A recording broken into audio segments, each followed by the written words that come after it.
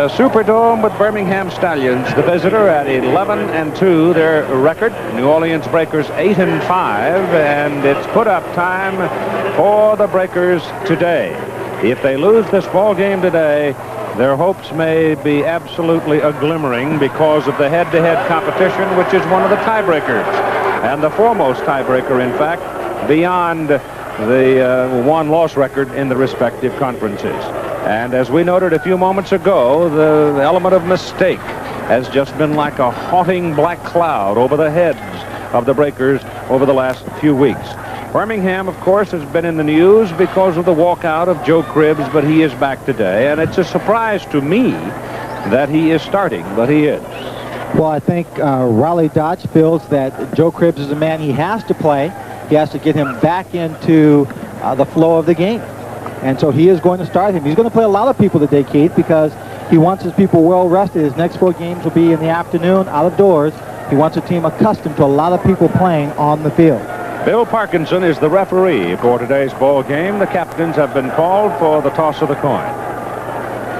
So if his microphone is working, we'll listen in. Our captains have a coin. The head is red. The head is red. The head is red. Tail is pale. Tail is pale. I'm going to toss the coin. Who's going to call? You call, walk before I throw it. What do you do? He calls tails. The man calls tails. He calls tails. It's tails. Tails. You win the toss. You're going to receive. Which? Stand over here. Birmingham wins the toss. We'll receive. Good luck, man. The rest of the officials for the ball game today: Marvin Durenberger is the umpire, Dale Newhouse the head linesman, Gaylord Bryan the line judge, Bill Bagan the back judge, Grover Climmer side judge, and James Anderson is the field judge.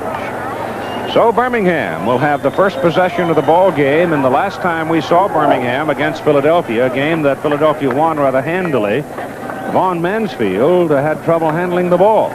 But he is still listed as one of the return people, along with Lonnie Johnson, numbers 45 and 33, respectively. Hey, Mike. When you reach this point of the season, having played a season in the USFL, the NFL, or having played a collegiate football season, you hear a lot of people talking about it. Dan Ross is one person who took time off this week. He came to the practices, but he did not participate because you just simply, I guess, your body won't hold up that long. Well, it's been a long season because he's come in after playing a complete season in Cincinnati. And again, we have to go back to Dave Stahls, Denver Gold, who played with the Los Angeles Raiders. He took some time off. He is back now playing, but he says this is going to be his last football season. Pete Kugler, defensive lineman, played with San Francisco. And talking with him, he says he is just worn out. It's tough to put seasons back to back, so a rest of a week off in practice where you only do the mental work and not the physical work is something that is going to be, I think, a happening throughout the USFL for years to come. Tim Mazzetti will tee it up, and he will kick it off for the New Orleans Breakers in the Superdome. And the temperature outside about 90. Inside about 72. Here we go.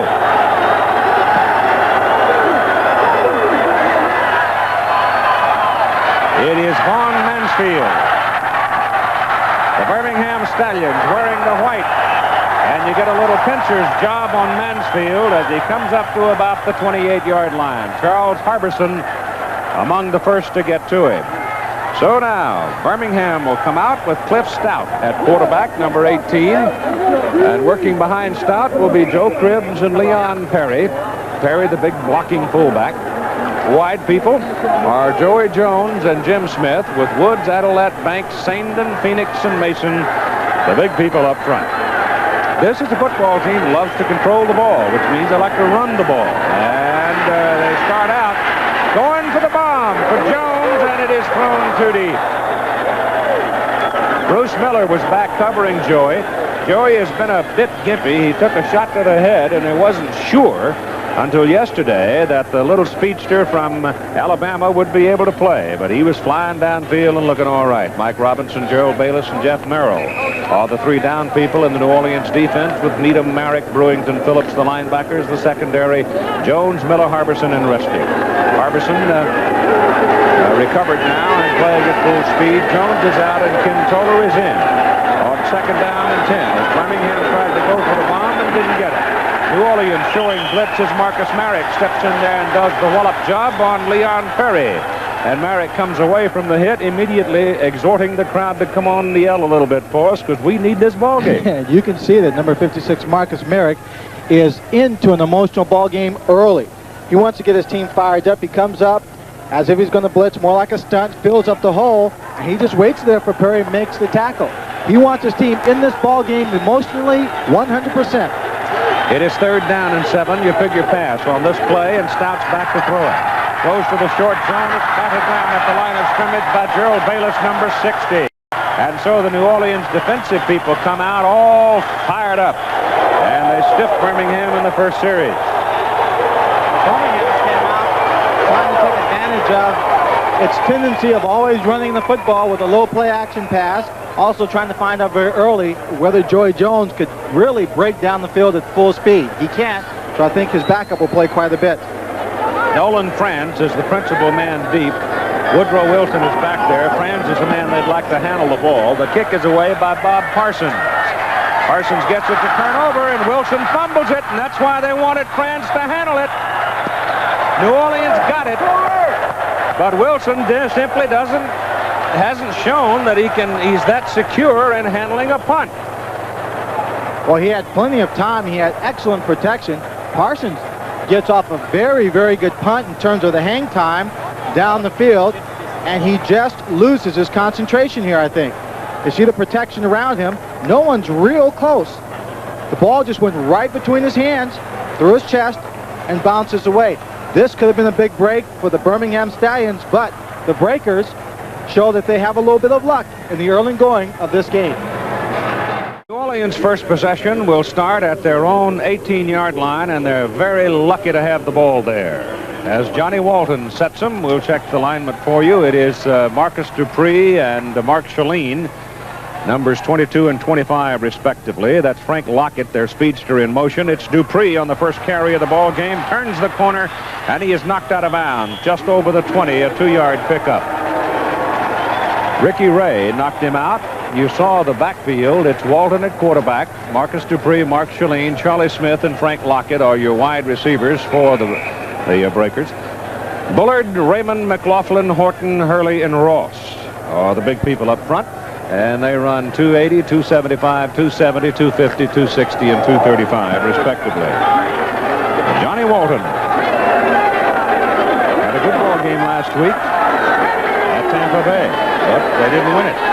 Ross moves over now. That caused Birmingham's defense to be jumping around quite a bit. They give it to Dupree, breaks one tackle. Penalty flag goes down as Marcus gets out to the 26.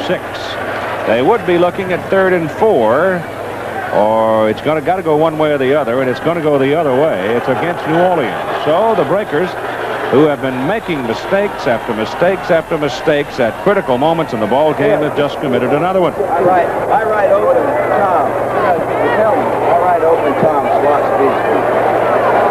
Dick Corey, the coach of the Breakers, sending the play in. Raleigh Dodge, of course, the coach of the Birmingham Stallions. That is the 88th penalty of the season. Number 53 on the offense. 2nd down.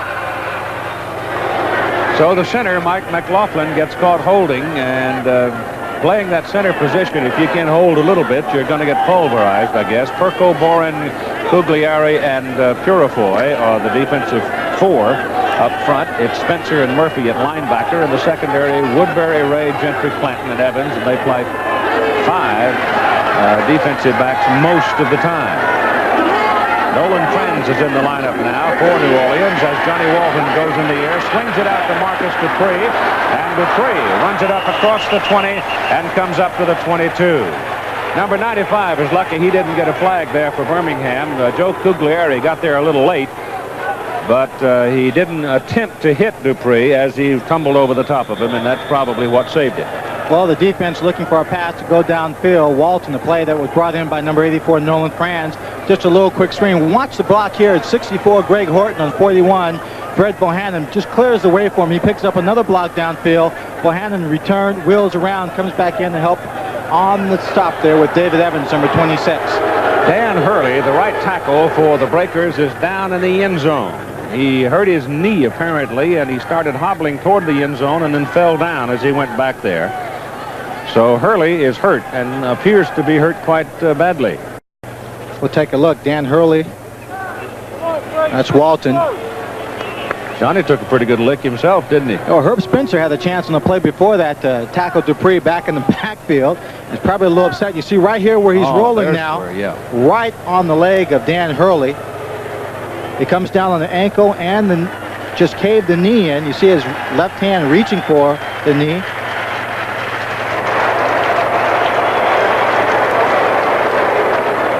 Most linemen nowadays, Keith, college level and professional level, are all wearing preventative knee braces to try and prevent the severe knee injuries. I saw a little bandage around his knee. He may have that, and we saw Gaylord last week take a shot that we thought meant torn ligaments on both sides of the knee, and we found out that it was just cartilage damage, and he could be back in a couple of weeks. Well, in a circumstance where pass blocking is important or more so than run blocking, you can afford to wear that brace, and it's certainly, if it's going to help save those legs, wear it. Whoa. It's third down. They need about 5. Ball goes to Buford Jordan. Jordan's loose. And Buford Jordan out of McNeese State takes it across midfield and down to the Birmingham 47 for a first down. Big run by Buford. Keith, that was an excellent play, just in the system that was developed to make it work. Watch the blocking all around. It's just a revised Statue of Liberty play, the draw with the front handoff. See the holes that were just open naturally on this 31-yard run by Buford. Frank Lockett is downfield blocking there. Lots of open territory for Buford Jordan on that 31-yard run. He's had quite a season, that fellow, as a rookie. Mark it on the 48 of Birmingham. And it's first down for the Breakers, and they need to get on top. Here's Marcus Dupree trying to sweep, cuts it back, puts his head down, and goes inside the 45 to the 44, and you've got a penalty flag thrown. You may have another hole coming right here.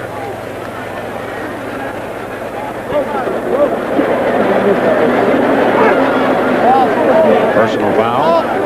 Clip. I saw number 75, defensive tackle, David Purefoy, or excuse me, the right end, David Purefoy, come charging through. He had 2 men blocking him, Keith. Then he took out number 25, Mark Shalene, who was supposed to be the lead blocker on the play. Personal foul, crack back block, number 89 on the offense, first down. Chris Combs. Tight end.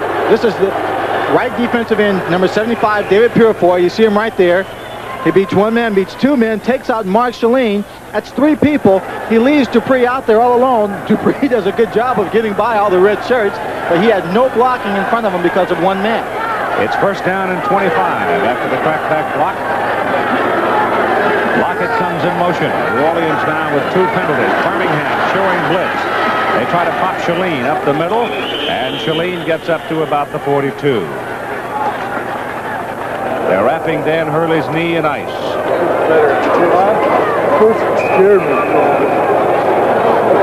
Apparently it's not as severe as you heard him say. It scared me, and it will scare you, I tell you. You feel like you've that snap in there. You just know there's a lot of misery in front of you. Well, when you see someone coming at you and you have a chance to ward off a block or protect yourself, as we look at Johnny Walton's statistics, you can prepare for it. But when you're standing there and you don't know it's coming, you just feel it cave in, it's awfully scary.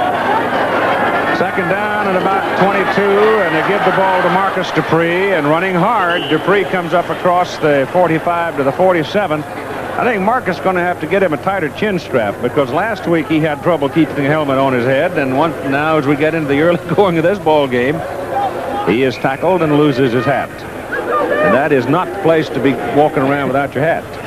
Not for a second. Not going through the line or not in a fight. The ball is just over the 47 of New Orleans now, and it's third down and about 15. The Breakers running the ball look impressive. They've carried 4 times and picked up 45 yards. The big play, of course, came from Buford Jordan. Now they go to the shotgun on 3rd and 15. Walton throws a timing pass for Nolan Franz, but he underthrows it as Franz broke downfield. And I guess Johnny figured he might come back upfield more, and Walton is hurt. Walton hit as he delivered the ball, and Johnny is down. Now the Breakers are holding their breath again because Hurley is on the bench, big tackle, offensive tackle with a ice on his knee, and now Johnny Walton is down on the field, and I don't know if it's an arm or a leg. They're working on the leg, looks like. He looked as if he was trying to hold on to his left leg.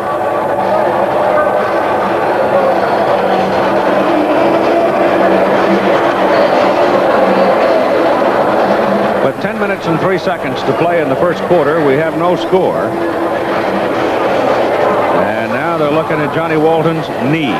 Well, number 18, Doug Woodward, is his backup, Keith, and he has not seen a great deal of action at all this year. Throws the ball very hard. Walton, on the other hand, is more of a touch passer, and it requires some adjustment for your receivers in going from the curveball, if you will, to the high hard one, and that's what they'll be facing. Walton now getting up and walking without support off the field. In the meantime, Dario Casarino will come on the field as the punter for the 100th time with the New Orleans Breakers. Johnny Walton is a gamer. If he's able at all, he'll stay. Casarino is averaging just under 40 yards per punt. Ron Frederick is the deep man for Birmingham.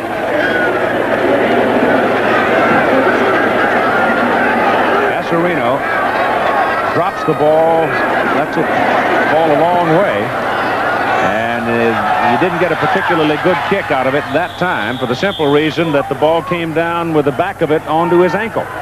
He didn't get a good drop, and he didn't get a good punt. 29 yards, and Birmingham has it, first down at their own 24.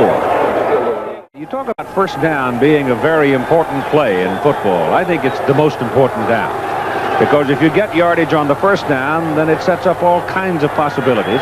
And 48% of Birmingham's offense has been generated on first down plays this season. And once again, you've got very good yardage there for Leon Perry, the fullback, as he goes for 8 yards.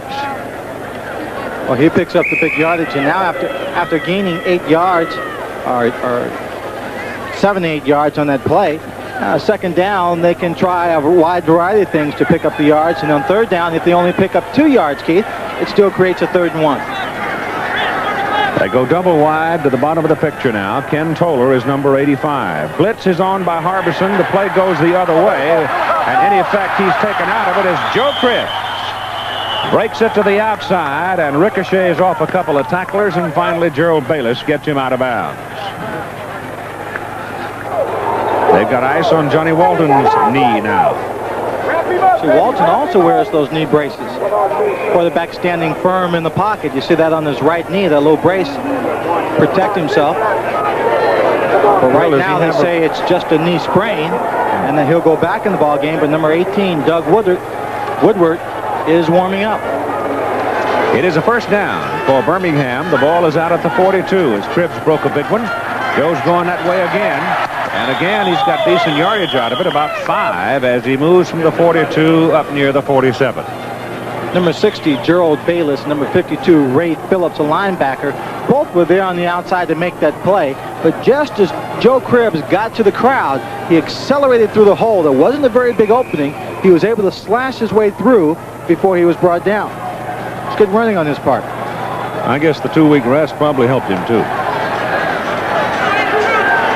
Didn't help his public relations, but it no, it didn't. helped his body. They go to the big guy, Perry, and Perry is close to a first down. Looks like they'll mark him maybe a half yard short. He gets over to about the New Orleans 48. That's about where he had to go. Let's see the spot. I think they marked it just short by half yard, Keith. No score in the ball game, and the New Orleans Breakers losing Hurley and had to hold their breath on Johnny Walton, and the jury is still out on Johnny's left knee injury as to how effective he will be. It is not a first down. It is third down and very short. New Orleans 8-5 and Birmingham 11-2 in the Southern Division of the Eastern Conference.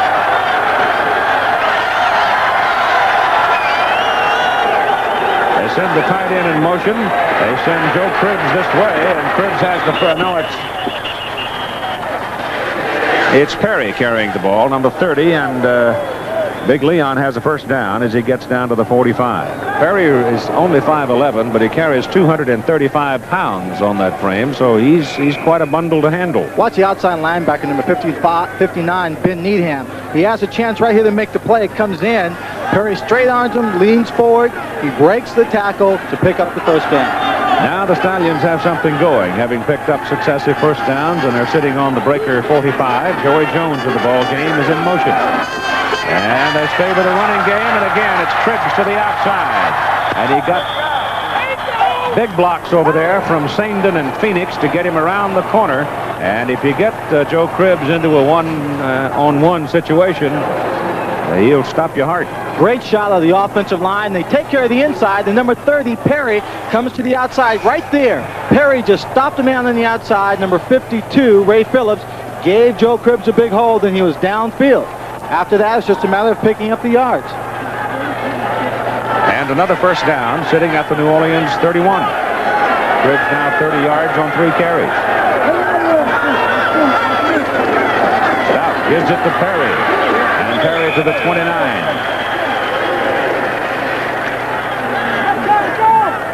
New Orleans is trying to blitz, and they've blitzed 3 times so far. But each time they have blitzed from the wrong side. Well, it's something they didn't do last week on a key drive against the Tampa Bay Bandits in the 4th quarter when they marched, using up 9 minutes and 4 seconds of the clock.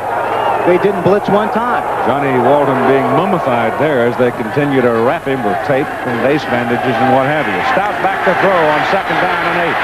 Throws it short. Joe Cribbs. Cribbs hit just as he catches the ball out around the 26-yard line.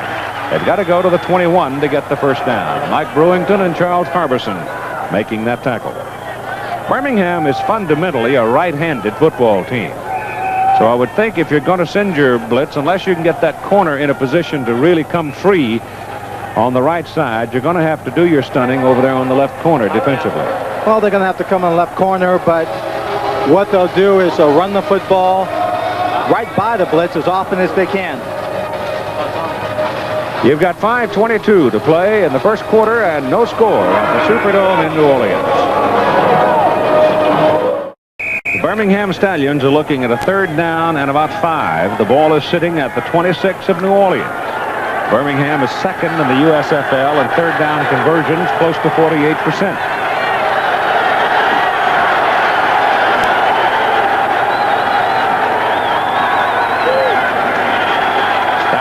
Elects to run it, and they've got the first down as Leon Perry with a surge over the left side goes banging down to the 20. Raleigh Dodge. Mike Adamley now with Johnny Walton. Johnny, how's it feel? Well, it feels pretty good right now. I had a tape job put on it. It's just it's pretty bad when people start teaching techniques of trying to hurt someone to get them out of the football game. The same thing happened to me last year with the same team. You know, it was told to me by one of their players that left here during training camp that that's the technique that they teach us, to try to put a quarterback out of the game. If you watch film of their team, you'll see that they do this to all the quarterbacks they play against. It's bad, but that's the way it is.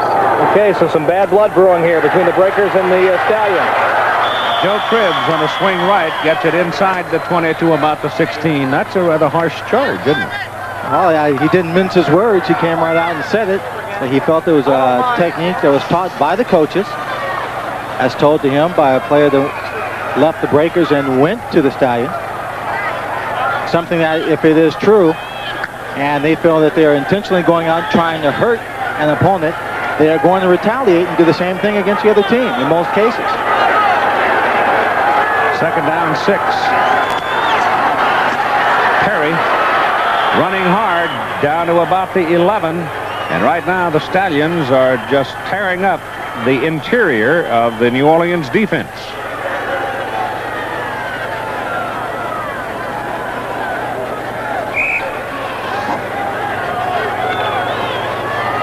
Just taking advantage of the weight advantage and charging off the offensive line. Birmingham just dominating. the 3 defensive linemen that they're facing at this point. Perry's been averaging about 10.5 carries per game. He's already carried 7 times in today's ball game on 3rd and 1 now. He's got it again and lunges ahead and goes right in behind Tom Banks and Buddy Adelette and looks to have the first down. It'll be 1st and goal for Birmingham. They're sitting inside the New Orleans 10. That's Earl Gant out of Missouri coming in with the play from the sideline. Well, after 3 downs and out on their first possession, Birmingham is now playing its kind of football game. Not throwing the ball a great deal, ball control, wearing down their opponent.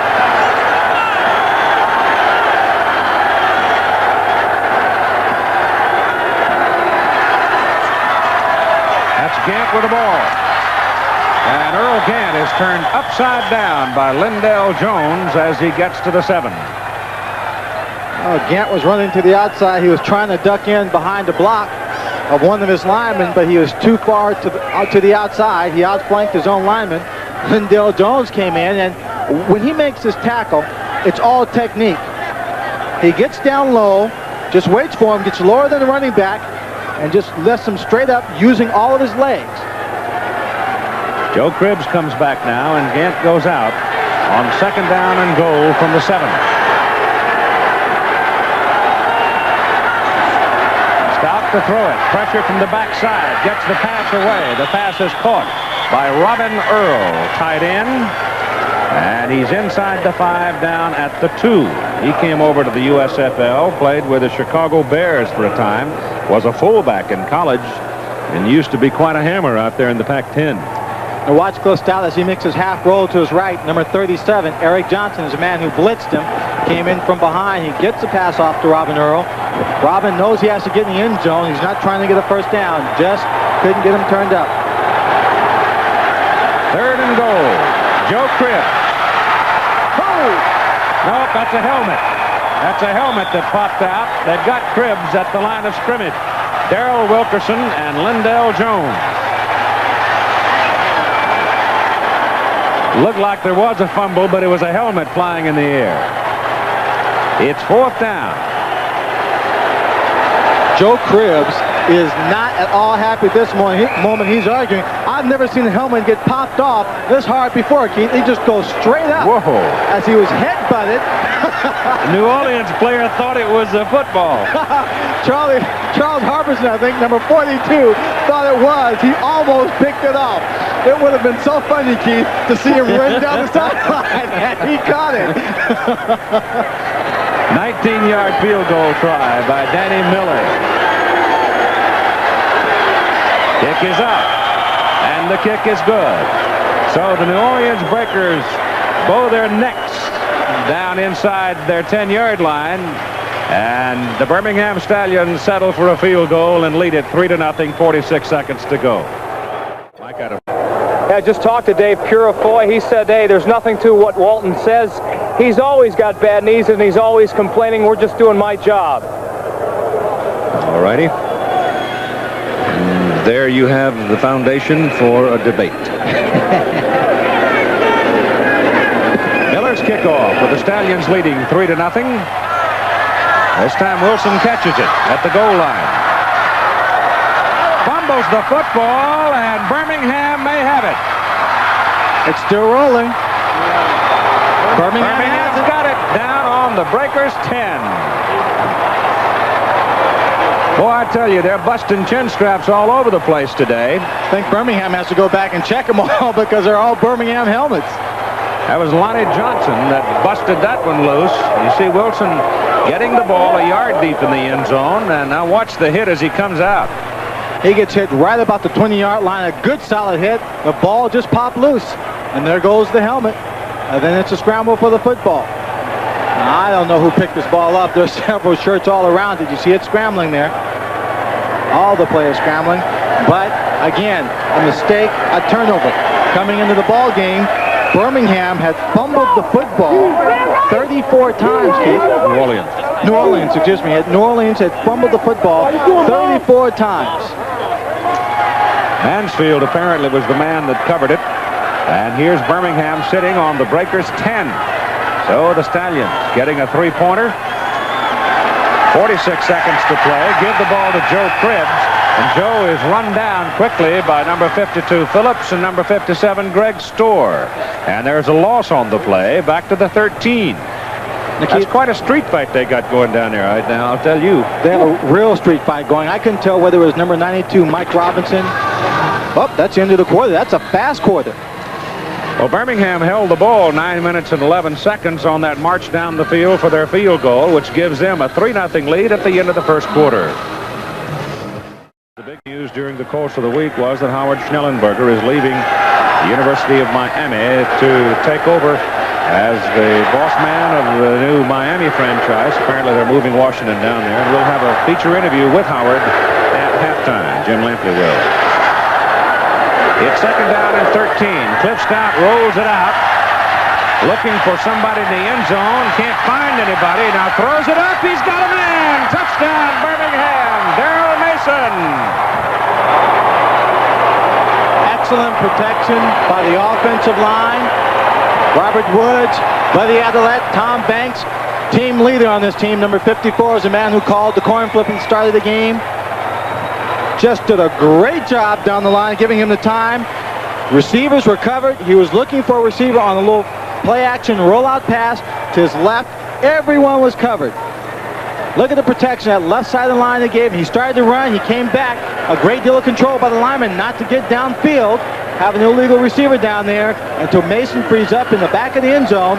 Cliff Stout sailed it right into his hands. The extra point kick by Danny Miller is good. So he's got 50 PATs this season, just what, 2 short, I guess, of the USFL record. So in the early moments of the second quarter, Birmingham jumps out to a 10-0. All the yards really came on that one drive, Keith, which was 74 yards. That's Anthony Steeles at the 2-yard line. And Anthony comes out to the 20. Daryl Mason, the man that caught the touchdown for the Stallions. Here he is with Mike. Daryl, one thing you learned with Cliff Stout, never give up on a pattern. You seem like you were running for about 5 seconds out there. Yeah, Cliff did a great job scrambling, getting away from the pressure, and I kind of hid on the backside there, and he got me the ball. You signaled to him? No, he knew where to look. He did a great job on it. Great catch. Thank you. Keith? Here's another look at it. Took him a while to find you, Daryl, but he did. Now New Orleans from the 20, a first down. Walton is in there. Lockett goes in motion. Dupree. Line of scrimmage.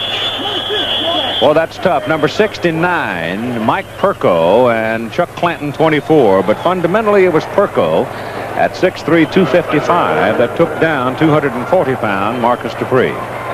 Number 27, Ricky Ray, the right cornerback, had a chance to grab or make a tackle back in the backfield on Dupree. Dupree just looked like he gave him a little slow motion roll of the hips, faked him right down to his knees, but still only made it to the line of scrimmage. Second down and 10.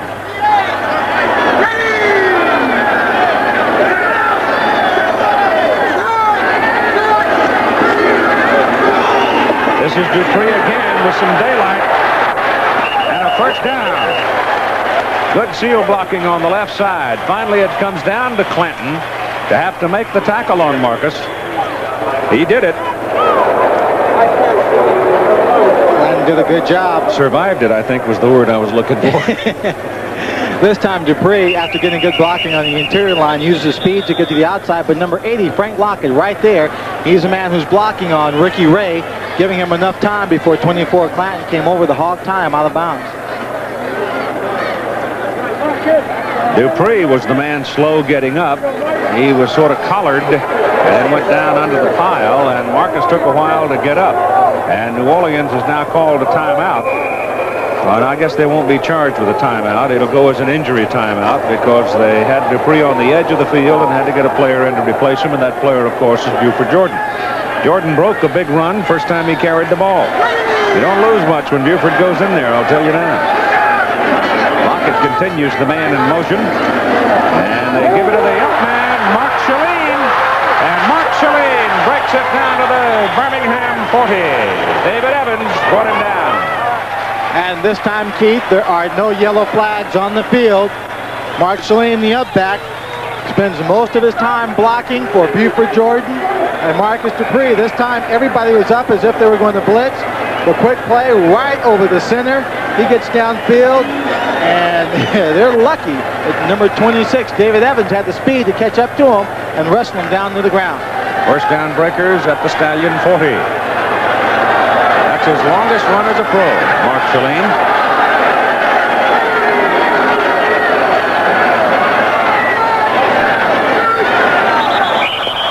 Check off. Two linemen miss the snap count. And you've got a penalty coming up against New Orleans. Number 65 on the offense. That's the third flag against the Breakers. Well, they called Jerry Raymond. They could have just as well called number 78, Frankie Smith, because both of them jumped at the same time. You know, to see two people go off like that tells me that it either has to be in the cadence or that possibly on defense someone is calling signals.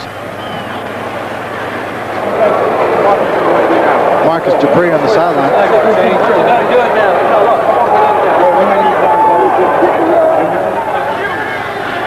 Must be a shoulder neck area because we want to take his pads off for a moment. Back to the 45 where it's first down and 15 for New Orleans. Buford Jordan with the ball caught behind the line of scrimmage.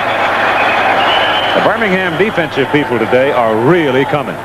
They're fired up. Number 98, Jackie Klein. Number 55, Herb Spencer. Herb Spencer, only one of two linebackers that play on defense here, and their linemen with 5 decent defensive backs were all in on that tackle. I think, Keith, that's the same play they started to run before the penalty. And when the lineman came off, the defense got a little bit of an idea what the play might be. They stuck with the play, and the defense anticipated it, came in and make the stop behind the line of scrimmage. It's second down and 17 now for the Breakers. Ball at the Birmingham 47.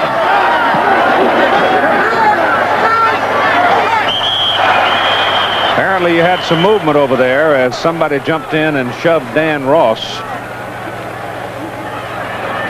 False start. Number 78 on the offense. Second down. Frankie Smith, second time in a row he's jumped. And so that backs him up another 5. A moment now with Mike Adamle. Keith, for the last couple of weeks, Marcus Dupree has been bothered by a mild shoulder separation. That's what happened on the last play when Marcus was injured. He's got a pair of those Byron Donzis inflatable pads that help a lot. They're going to readjust those, and he'll play the rest of this game. He will not play? He will play. Oh, he will play. Thank you. He's okay. Ball comes back now to the 48 of New Orleans. They're backing it up. It's second down now and about almost 25 as Johnny Walton works out of the shotgun and has his pass slapped down. Joe Cugliere in 95 looked to be the man that knocked it aside.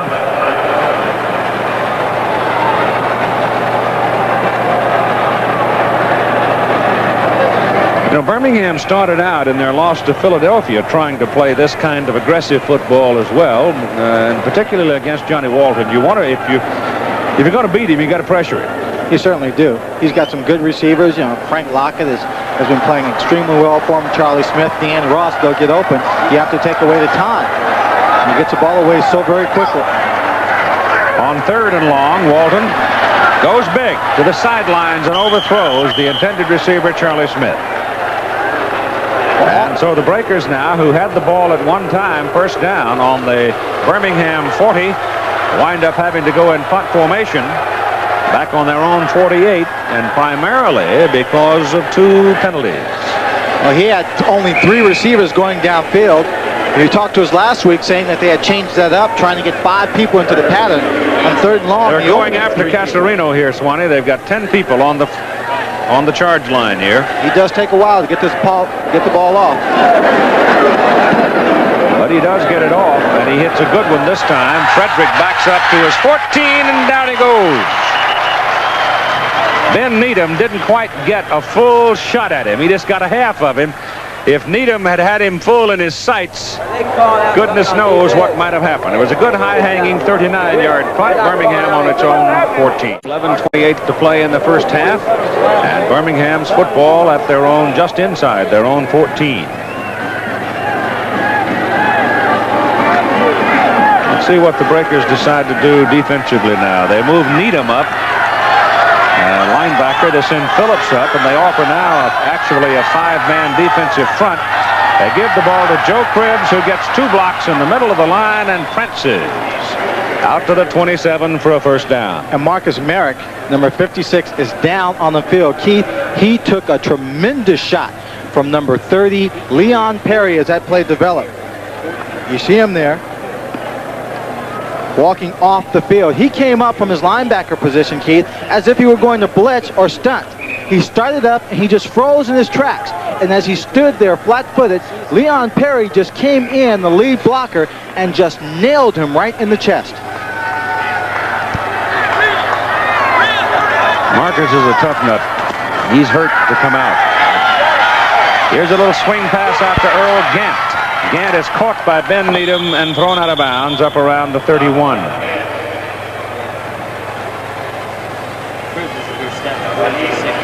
To a lot of the players, you Marcus there on the sideline. That block was a key block that Cribbs needed to break into the secondary. He said before the game that Perry probably grades out higher than most of the offensive linemen. He spends so much time blocking, doing a great job of it. Well, he's big, too. And of course, you get a whack in the middle of the chest like that, you worry about the sternum because it happens a lot these days. Big people going full speed. They give this one to Ken Talton, who has come into the backfield, number 32. He and Gant are the pair now in the running back position. And he picks up about 3 yards. So it looks like about a 3rd down and 4 as Raleigh Dodge sends into play. Keith, I'm noticing a lot of players from the New Orleans Breakers team, defensive team, are really going after the tackles high. I've seen a couple of forearms just miss helmets. And I've seen a lot of people reaching for the head, trying to sling players down. And that time I thought Talton would have gotten up and complained about a face mask. Perry is back in at fullback as Stout goes to throw. Whips one down the middle, and the pass is incomplete, intended for Jim Smith, number 86. And Smitty couldn't turn back inside to get to the ball. And so that'll bring in the kicking team for Birmingham. Parsons' first kick today was a 51-yarder. That Woodrow Wilson fumbled. It is Nolan Franz and Wilson going deep now. The 51-yarder is a big kick for Parsons. He only averaged 36.8 yards per punt coming into this ball game. Didn't get all of that one. It is Wilson this time. Woody handles it right, trying to find some room. There just isn't any. Excellent coverage downfield by the Birmingham Stallions. 36-yard punt, a 2-yard return, and New Orleans gets the ball first down at its own 34. And they trail in the ball game 10-0. And we have 9:20 to play in the first half. They start this time from their 34.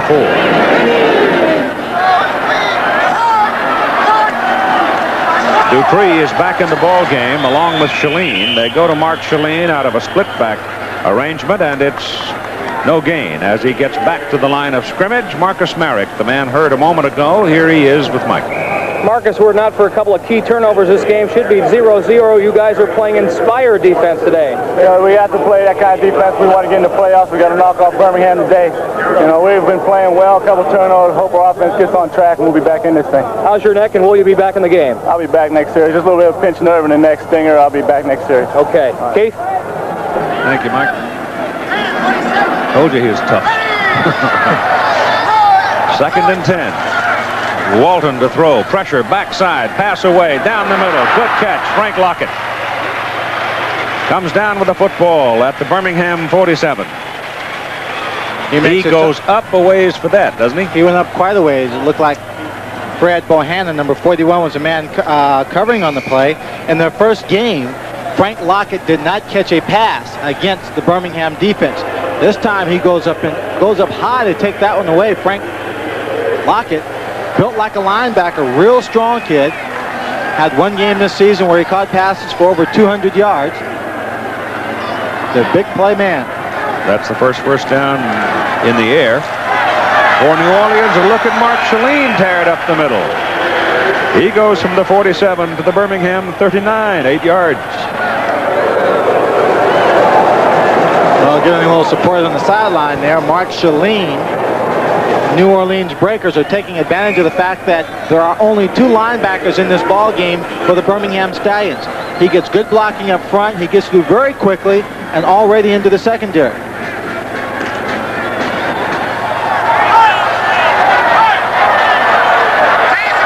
Second down, 2.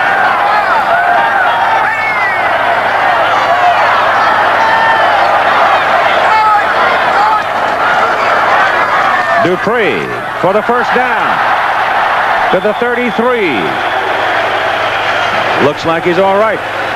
It looks like he's just fine. He got help on that play after being brought down. Number 24, Chuck Clanton, brought him down.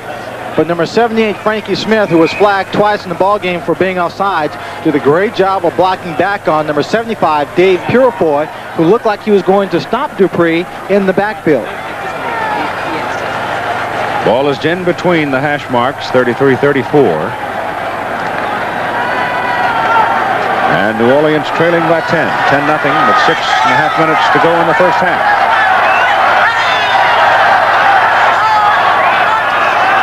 Blitz coming. They pick it up. Walton pitches it out to Dupree. Puts his head down and gets some yardage out of it. No, I don't know if he got anything out of it. He was about 6 yards, 7 yards off the ball when he made that little swing catch. And he got it back to the line of scrimmage, and that'll take care of it. Taft Sales, left in, who's not that big. And Taft is normally a linebacker, but they've got him over there at defensive end right now. He's actually giving up weight to Dupree, 225 to 240. And it looked like he went for a short ride when he made that tackle, too. Call it second down and about 10.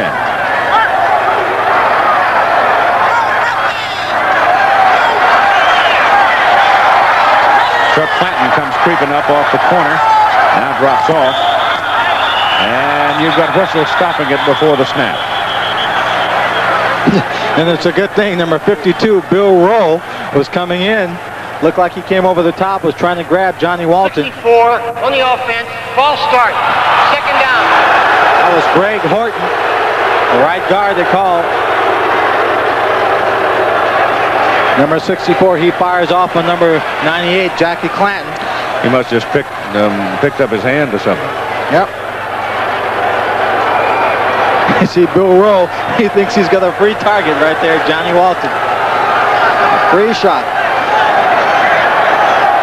Second down and 15 now. Another penalty, New Orleans, as we look at that graphic. 5 now for 40 yards. To add on to the 87 they came into the ball game with.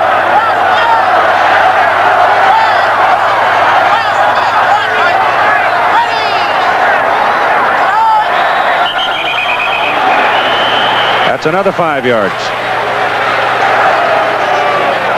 I think against Greg Horton again. Delay a game.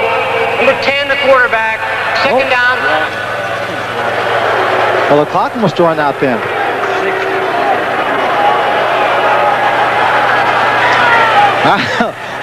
Horton jumps. He starts before the ball is snapped.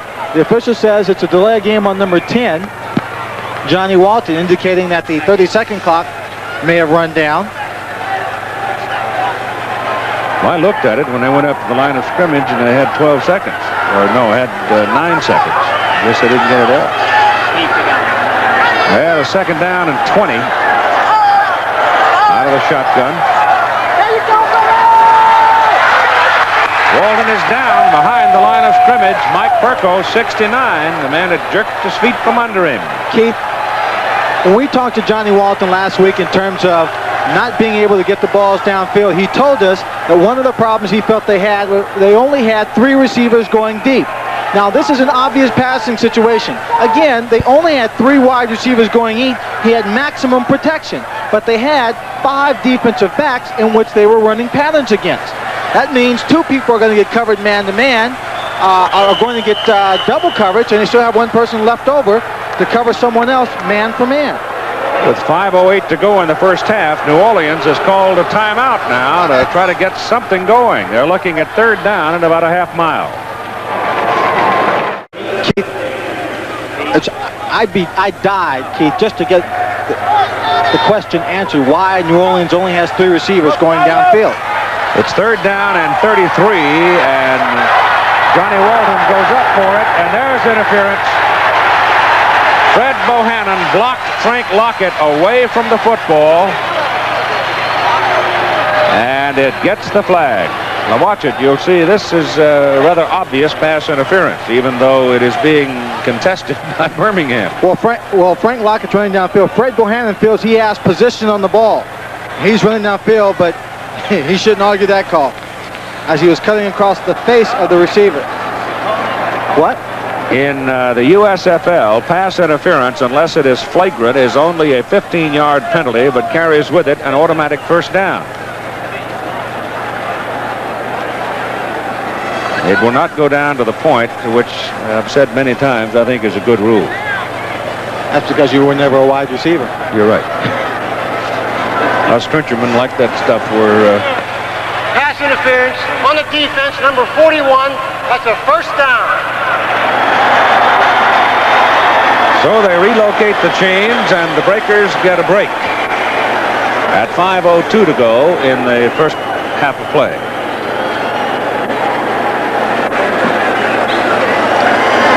I think Fred just got tangled up with him, actually, and just happened to be in a position where... What he wanted to do was actually just cut him off. He was allowed a line to run down, and he just tried to cut him off. So now from the Birmingham 40, Walton throws and misses Friends, and it is picked off.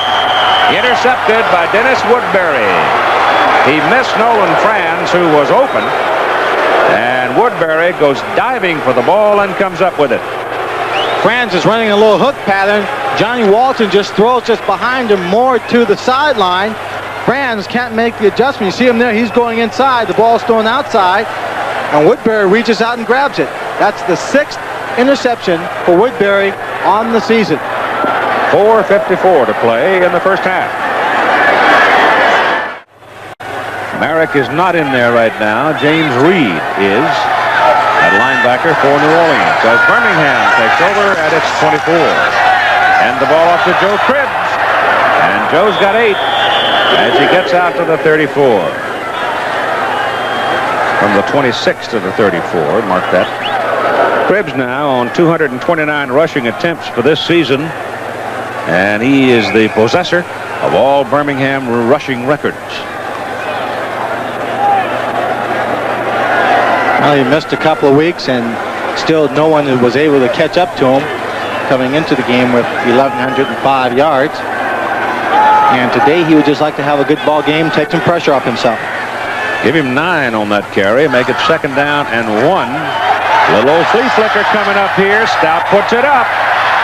And it is caught by Jim Smith. 2 people right with him. Double coverage, and he still caught it. Joe Restick and Bruce Miller were with him.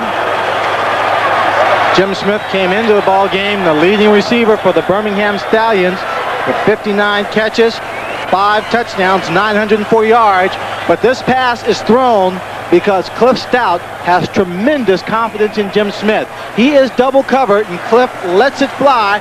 A well-thrown, perfectly thrown pass that comes right in between the defensive back. You see Restick, number 36 there, coming across. He's in front. The ball right in between there. He bobbles it a little bit. Jim comes up with it. Miller couldn't knock it out of his hand. 56 yards on the play, down to the 10 and up the middle. It's Cribbs to the 5, just short of the 5. That's the longest Birmingham pass play of the season. And so the Stallions, who came to town snorting, are leading 10-0 and threatening to enlarge it. Yep, and they haven't made it around the first turn yet. And they're still rolling. 2:37 and counting in the ball game.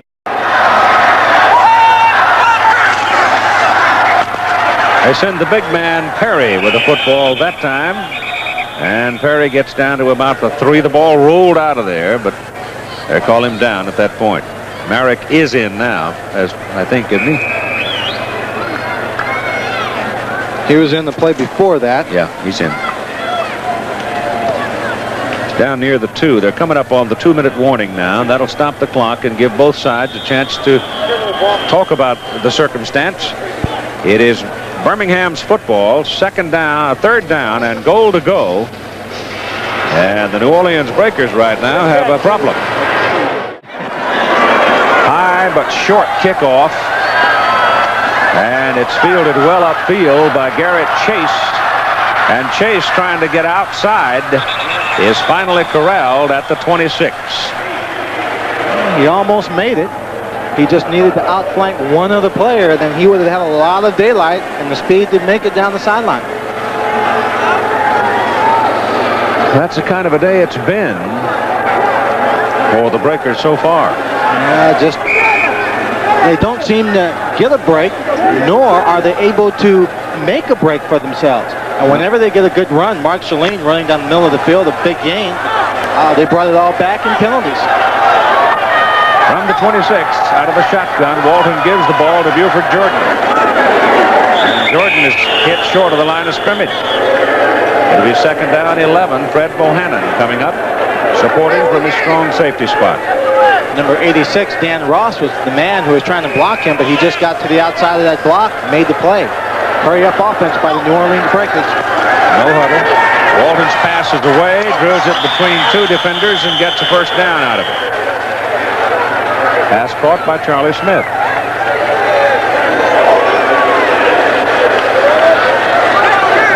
Clock stops, remember, as they move the chains following first downs with the final 2 minutes of each half. Put it on the 37 of New Orleans. 17-0 Birmingham lead. Out of the shotgun, Walton gets his pass away. Pass is incomplete. Smith had it on his hands and couldn't come down with it. Nolan Franz appeared to be breaking away from Chuck Clanton and might have been a more available receiver.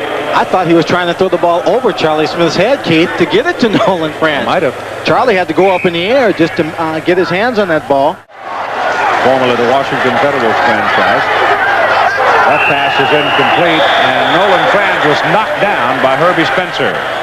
The linebacker covering Franz on the play decked him, and that gets a penalty flag, and that'll be interference, and that'll bring an automatic first down with it.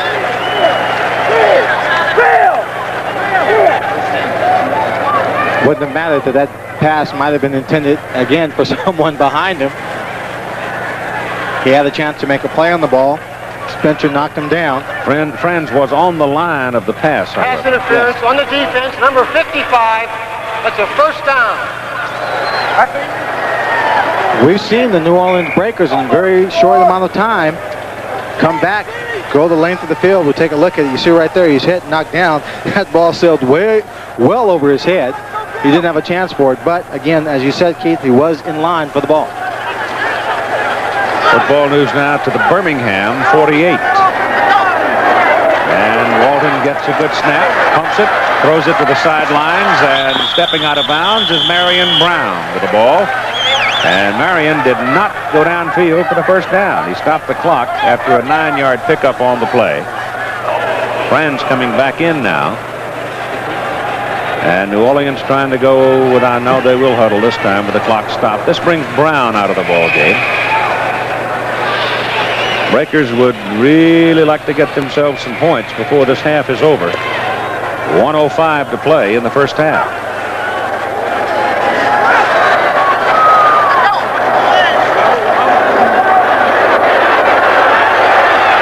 Walton goes, oh my goodness, overthrew Nolan Franz. He had Franz breaking clear, and he missed him. Here's what was developing, Keith. He had Nolan Franz coming across midway at about the 20-yard line, breaking clear. But behind Franz, coming across on the other side, he had Frank Lockett, who was on the post pattern, and he was breaking clear deep in the end zone. He throws this one trying to get over the heads of the linebackers. He does, but also goes over the head of Nolan Franz. Now Lockett and Franz and Smith have come out on third down and 1 as they loaded up with backs now to get the first down. Dupree and Shalene are in, and Dupree goes for the first down, trying to sweep wide. He gets the first down and goes out of bounds at the Birmingham 36. Dennis Woodbury ran him out.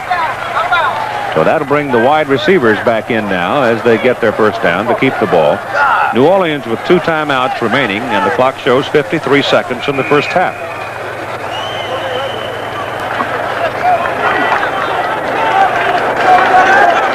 obviously the man to keep your eye on in this situation. Lockett. It's Frank Lockett, number 80, out of Nebraska.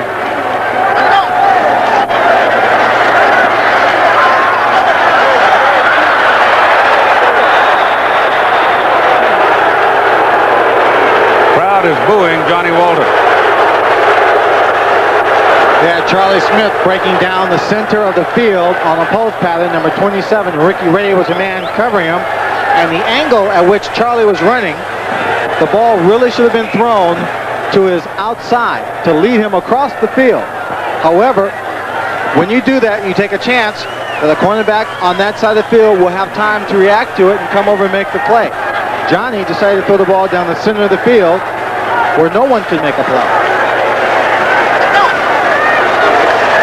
2nd and 10. Franz is knocked down again, but there is no call. He collided with David Evans. He is screaming at one of the officials, but there is no call, and it is 3rd down. Well, when you have contact downfield, pass at 5-yard chucking zone, and you find yourself sitting on your rear end, usually you're going to get up and get a little vocal. Tell you one thing, Bill Parkinson and his crew are going to have to wash their handkerchiefs when this one's over, though. They've been on the ground the whole ball game. 43 seconds to go in the first half.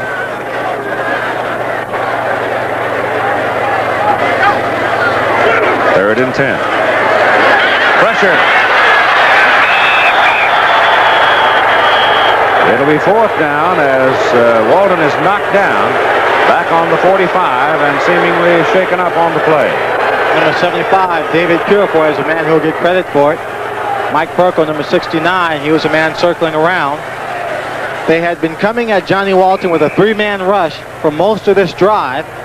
Johnny was having success moving the ball down the field. They came in with the 4th defensive lineman, and that seemed to turn the trick for the Birmingham Stallions defensive team in terms of getting pressure on Johnny Walton. Casarino comes in with 20 seconds to go, and he will punt up around the 45 of New Orleans, standing back nearest 40 to take the snap. Ron Frederick, the deep man, 29 and 39 on his 2 kicks so far today. They'll take the 5-yard penalty. Won't make that much difference. Only 6 seconds to play in the first half. That is assuming that Frederick does not return it all the way. Johnny Walton's had a rough day. 5 out of 13, 51 yards, intercepted 1 time and sacked twice. And he's walking around with a real sore left leg right now. Now they change up here and send Bohannon. Bohannon comes in as the deep man on the punt for Birmingham. And New Orleans has called a timeout.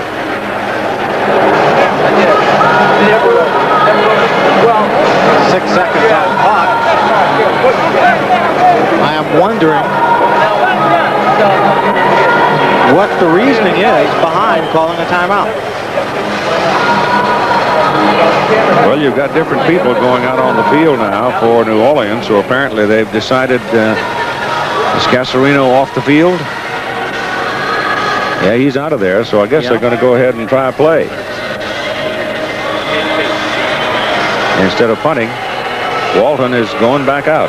Well, I guess he's going to drop back and just try and heave it into the end zone. So one of his receivers, Lockett, Charlie Smith, Nolan Franz. Just throw it up for grabs and see what happens. Just as good as a punt, even if it's intercepted. Well, like that usually takes up about 5 or 6 seconds. Dan Ross, one of those wide receiver position. And protection's pretty good, and Walton's got it in the air down the sidelines, and it's out of bounds. And the pass is incomplete, and the first half is over. As the Stallions lead the New Orleans Breakers 17-0. We'll be back for the halftime activities after this commercial and a word from our local stations. Well, as you look at the score of our ball game here in New Orleans, take a further look at the progress of the game, and I think you'll very well see that it's been basically Birmingham. Now, New Orleans running the ball for 1 yard more than Birmingham, but it's the turnover circumstance doesn't define it as much as you have to add the penalties to the turnovers on the number of mistakes that New Orleans has made. And that's been the key. Whenever New Orleans has had a chance to do anything with the football, Birmingham has changed up their defense just a little bit, then suddenly they come with the penalties, one after the other. A great run by Mark Chalene, then there's a penalty. 7 penalties for 90 yards against his ball club so far in the ball game. Anthony Steeles will go deep now for the New Orleans Breakers to accept the kickoff from Danny Miller. There will be 3 people back there. Garrett Chase, 45, Bruce Miller, 40. But Steeles is the man in the middle and the man that Dick Corey would like to have it.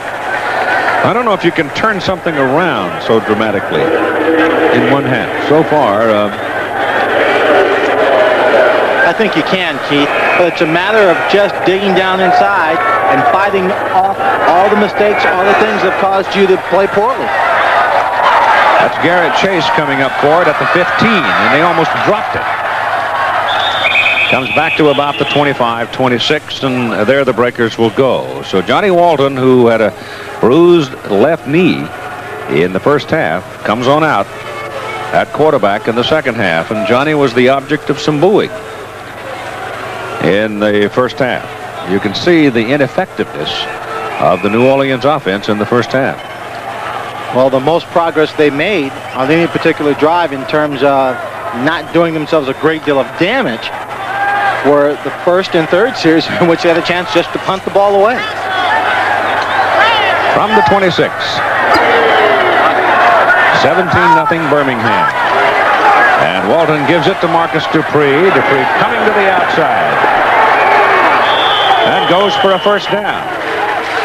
I think I might just give that big old guy the ball and say, sick him, Marcus, and we'll knock down as many as we can, and those we can't, you run over, and we're going to do that until they either start beating you up and stop you cold, or Marcus has been playing extremely well, and Buford Jordan has played well.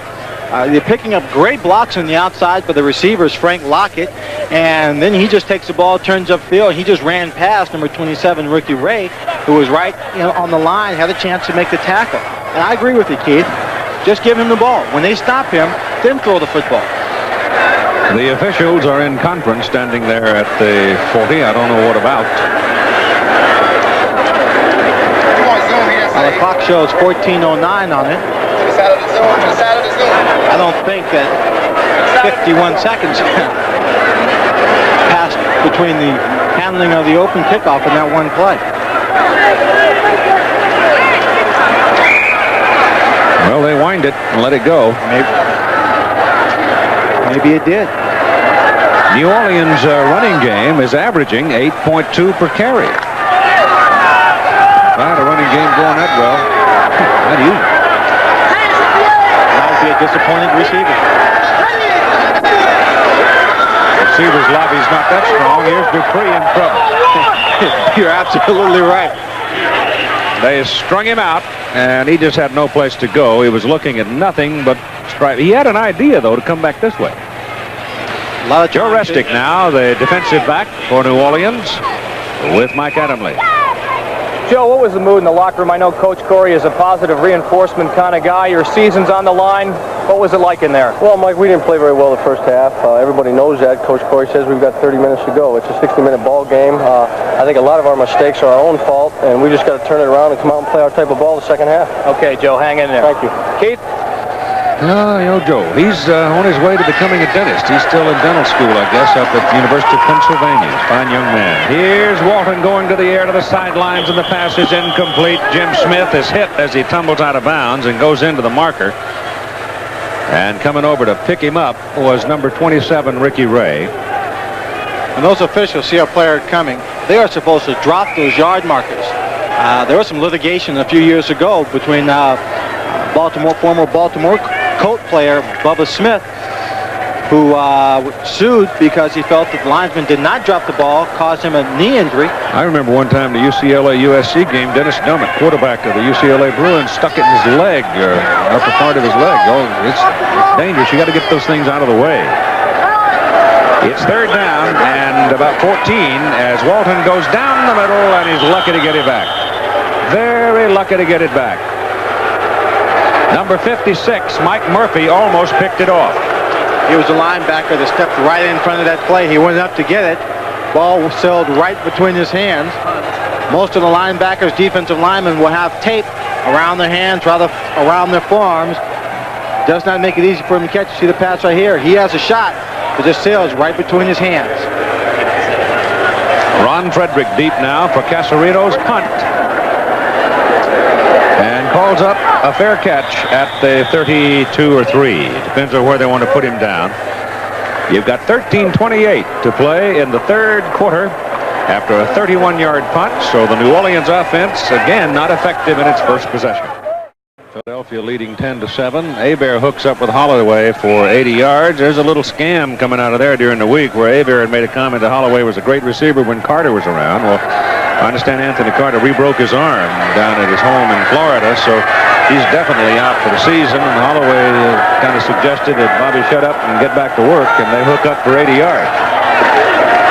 Hand off to Joe Cribbs. And Joe Cribbs moving from the 33 out to about the 30, close to the 38-yard line. And Woodward now is warming up for New Orleans. Doug Woodward, number 18. So far in the season, he's only thrown 20 passes, completed 10 of them. One of those for an interception for 104 yards. And in 1983, he was 16 out of 26, one interception and 3 touchdowns. He really whistles it. Second down, 6. As Stout drops to throw. Goes quickly to the sideline. This pass is incomplete. Jim Smith couldn't take it off the turf. And 12.5 minutes to play in the third quarter. Yes, that's only the third pass he's attempted to throw to Jim Smith. Yeah, but one was a dandy. Yeah. 56 yards. Yeah. I've been very successful running the football, and as you said, when you've got a good running game going, the wide receivers don't have that much lobbying power to get the ball. We just don't like it that much. Joey Jones back in. He's the speedster. 3rd and 6. They give it to Leon Perry, and they've got him short of the first down. So it'll bring up a 4th down, and Birmingham will punt. We think. Number 56, Marcus Merrick, was in there trying to strip the ball away, and there's an injured player down the field, I think, Keith. It's Perry. Leon Perry. There's a whole pile of defensive players right in front of Perry when he chose to turn it upfield and try and put his head down and fight for the first down. They dropped him there, and apparently he has injured himself. We'll take another look at it. Just as he gets to the outside, he'll turn it up, he'll lower his head. Right there, gets upended. There are 3 players. You see Marcus Merrick, number 56, trying to take the ball away from him. Restick, number 36, is one of the players in there.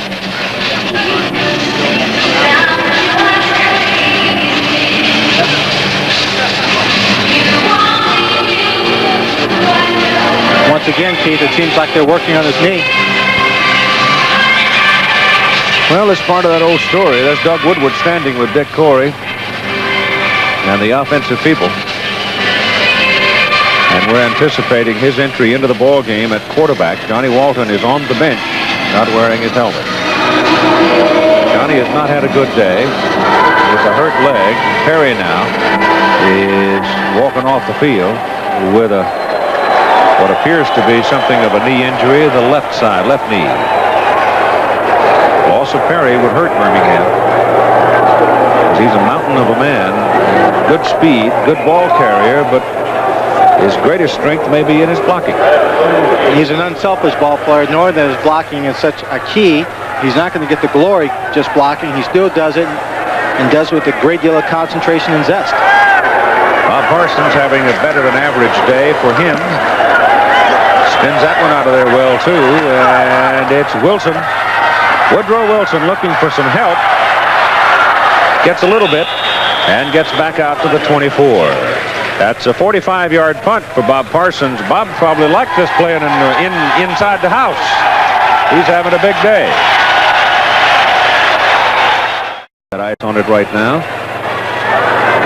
In at quarterback for New Orleans, Doug Woodward. Johnny Walton, sore knee, apparently just simply didn't have enough mobility. 5 out of 16, 51. When you got a sore leg and you're trying to plant, and you do plant on your right foot, push off of it, but you've got to follow through on the left, and Doug Woodward is now in. And the crowd sort of like that, I guess. Woodward back on first down to put it up. Throws it short over the middle to Marcus Dupree. And Dupree is out to the 31 and couldn't break loose from Ricky Ray. He was close, but he just couldn't spring loose. Joe Cribbs now with Mike Adamle. Joe, it doesn't look like you've lost too much after this 2-week layoff. How do you feel? Well, I feel good. Right now, my legs feel real fresh. I think that if I try to make something positive out of my 2 weeks off, I have to say that it did give me a little time to recover after playing a full NFL season, then 10 or 11 games into the USFL season. The 2 weeks layoff really helped me out a lot. Okay. Marcus Dupree turns it over the right side, and Marcus gets a first down, and he's running with more authority today than I have seen him. Well, here's a man who had more than just a couple of weeks off. You know, set out, didn't play the college football season last year, and he is playing with a great deal of authority. You know, he started out the season hampered a little bit with some hamstring injuries. He fought through that, played sparingly. Now he's coming in, and you know the young man really wants to play more. He wants to be a starter and play the whole football game.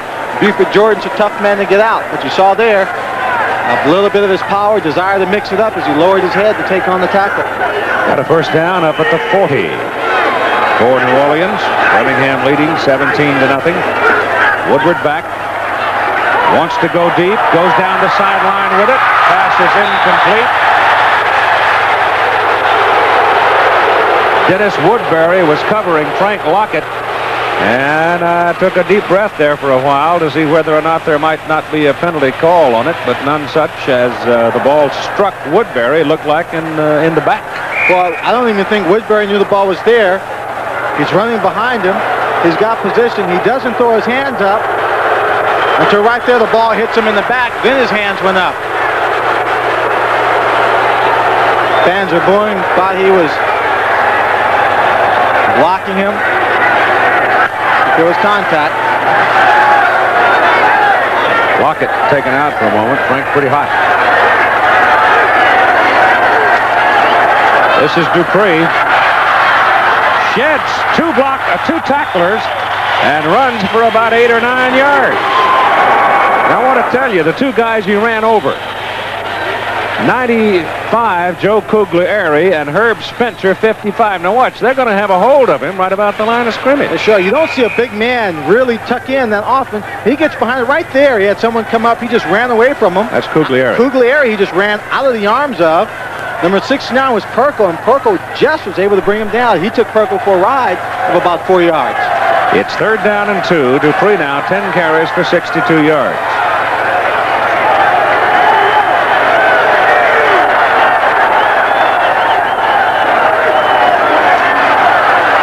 Buford Jordan's got the first down and then some. Jordan coming in for Dupree, fresh, goes down to the Birmingham 42. Keith, all during the ball game, the defense of the Birmingham Stallions have been shifting and adjusting to the movement of people in motion, the tight end changing sides.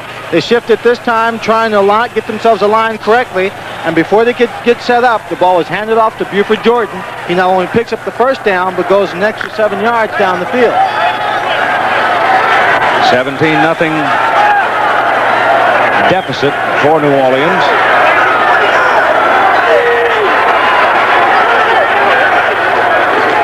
Woodward hands it off to the up man, Mark Shalene. And Shalene goes inside the 30. And let me tell you that Fred Bohannon is going to have trouble getting up. Because Shalene, who is a fierce weightlifter, powerful man, sticks his helmet into Bohannon. Fred got up all right, but he took his time. Well, Fred's a strong young man. He's a physical football player. A clear shot of it right here. Helmet to helmet. Shalene and Bohannon. And Bohannon brought him down, but he paid the price for it. It's another first down for New Orleans. Jordan out, Dupree back in as the eye back for the Breakers. They're moving primarily on the ground. Shalene again. This time Mark runs into a stack at about the 28. 2 yards. Ron Padgett, 99, and Robert Gentry, 34. The people on that side that took him on. So the clock they're ticking down, now down to about 7 minutes and 20 seconds and counting. Important for the Breakers. They know they have time not to panic, not to try and get it all at one time. Right now, they're playing very smart football, taking advantage of a running game that's been working extremely well all afternoon. Double wide, top of the picture. 2nd down and 8. Woodward to throw. Throws the sideline pattern, and the intended receiver fell down. Nolan Franz, trying to curl back to the sidelines, had managed to wiggle away from Ricky Ray, but he slipped as he made his curl back. Well, the field's not wet. There's no tape on the shoes, on the bottom of the shoes. Probably just lost his balance and trying to get back on a very sharp angle. Ball was thrown well enough towards the sideline where the receiver would have a chance to make the play. It is 3rd down and 8. The receivers come in now. The runners come out for New Orleans. And they'll go out of the shotgun. You have Bale and Ross, the tight ends, back there as the blockers. Out of the shotgun. And the quick pop over the middle is good to Charlie Smith. And it's the 1st down for New Orleans at the Birmingham 18. And young Woodward responding very well. Woodward did a very good job lining up in the shotgun. You see Charlie Smith going in motion. Number 82 is Brown. He drops back. There's a blitz. Charlie's open. You see Perkle, who is a lineman, trying to come in, trying to knock the ball away from behind. He couldn't do it. Charlie Smith, veteran receiver, hangs on to the football. In a running game, Dupree averaging better than 6, Shalene 8.5, and Jordan almost 10 per carry. 1st down, Birmingham 18. This is Shalene. Penalty flags in the air. Shalene breaks it big. Goes to the 5. You may very well have an encroachment call here against Birmingham. If you do, it'll be 1st and goal just short of the 5-yard line. That's what it is. Offside. Keith, Mark Shalene has been doing a great job all year blocking. He's a young man who's always wanted to carry the ball more. Just watch the way he runs to the outside that makes a break to the inside. It looks like there's no room on the inside. He's a tough kid. He knows he doesn't have great outside speed. Right there, he cuts up in a small hole straight down the field. He knows that his size and with his speed, the way to get the most yards is to run straight down the field, north and south. Right now, the New Orleans Breakers sitting with a big chance to get back into this ball game. 1st and goal outside the 5. Dupree trying to outrun the pursuit, can't do it. He's brought down at the 11. Who was it? Looked like Taft 58, Sales, Taft Sales. Bill Roll. Number 52, Taft Sales and Bill Roll were both coming through. Just tripped him. Taft Sales, who got out, threw his body out there, just able to trip him up. Marcus Dupree has the kind of speed where you can take a chance like that every once in a while, but not too often. Smart Comparison Shalene. of what Shalene did last week and what he has done today. Well, today he's run for 22, 13, and 12 yards. 3 of the longest runs of his entire career in one game. Shotgun now. And Woodward with mobility. He is caught and brought down by Mike Murphy. Back at the 19. Every time New Orleans has been down to think about scoring, they've either made penalties or else they have been sacked. Well, they set up for a little fake draw play here, a little play action, but number 56, Mike Murphy, is blitzing. So he comes in, he destroys the timing of it. Now he's, after blitzing, he's just chasing Woodward. Woodward is trying to get a receiver to turn upfield to throw the ball. He just didn't have enough time. Might have been wiser for him just to throw it anyway and out of bounds, not to have lost the yards. I'll tell you one thing, that Birmingham defensive bunch are playing with fervor. Yes, they are. Out of the shotgun, Woodward's pass, incomplete, intercepted. Ricocheted off Nolan Franz and right into the arms of Robert Gentry, and Birmingham has the ball. Now, I said earlier that Woodward hums the ball. He throws it hard. Now watch the hard, firm pass as it bounces off the chest of Franz. Well, we talk about luck in the ball game. Franz should have hung on to this football, Keith. He's having his problems. He's been on his rear end most of the ball game. Contact with the defensive backs throughout. Woodward sees him open, fires the ball in there, and he just gets bad luck on this play. This is a team, Dick Corey said he didn't think that play against Jacksonville was an omen of things to come. But I'm telling you, bad luck seems to follow this man around. This team has got to play better football and get some breaks. Third turnover by New Orleans, but as much as anything, this is part of the story. The Breakers had the ball more than 7 minutes, 13 plays, and no points. Cliff Stout wants to go deep. Now he's got to run it.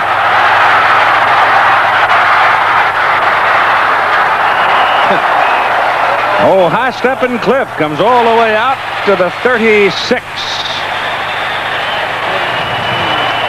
And he ran the ball extremely well, as you see all the scuffling going on there. Cliff Stout was trying to draw the coverage to the sideline on his right and then come back and throw to his left, but the receiver on the sideline was Jim Smith. He was covered.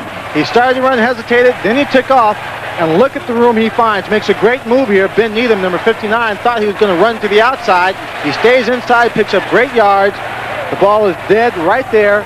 Birmingham's ball. Great run by Cliff Stout. Robert Woods, the offensive left tackle out of Tennessee State, hurt on the play and taken off the field. It's a first down for Birmingham out on the 37.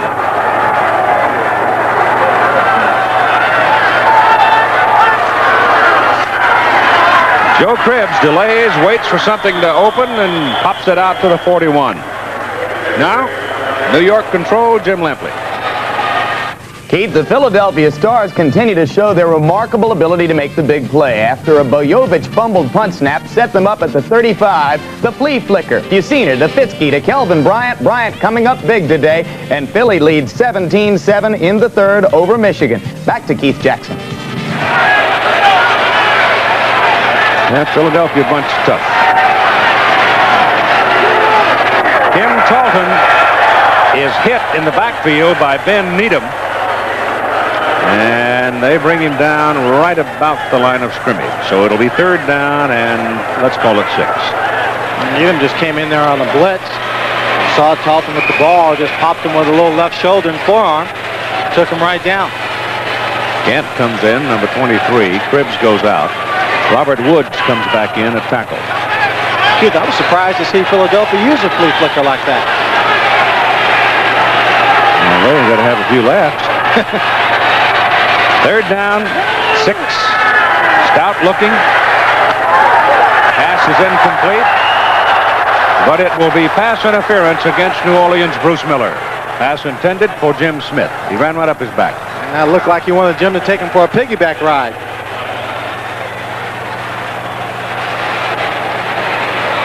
Take a look.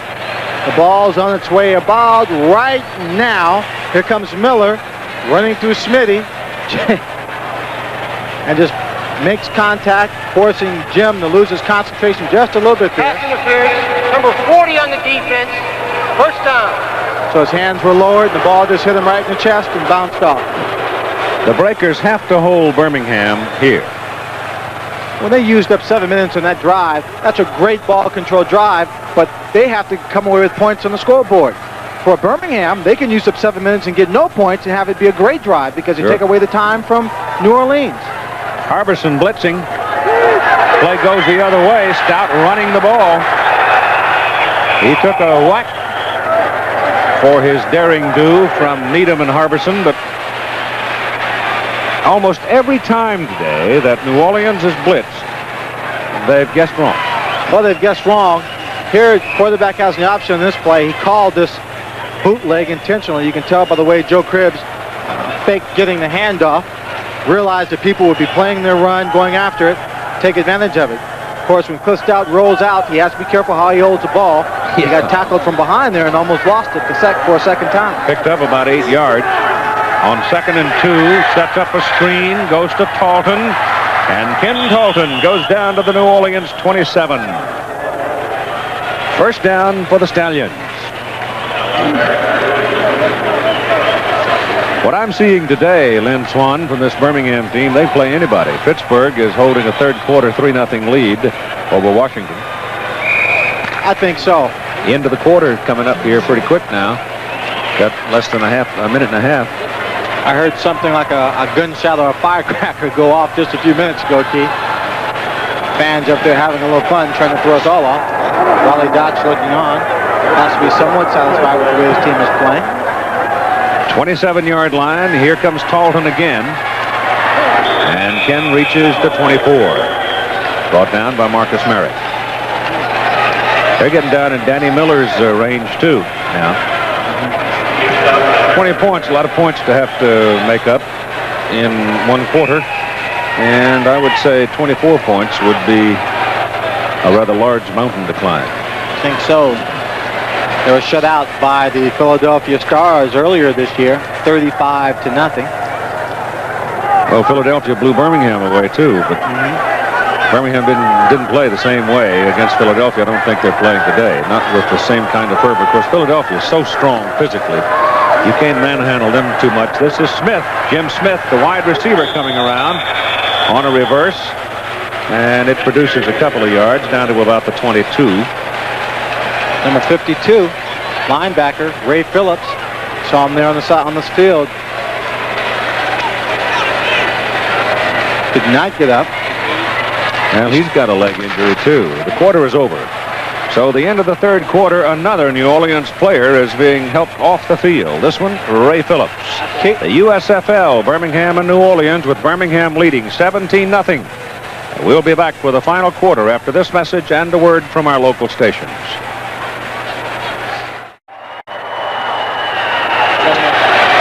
Birmingham leading 17-0 and knocking on the door one more time. Third down and 6 at the New Orleans 22.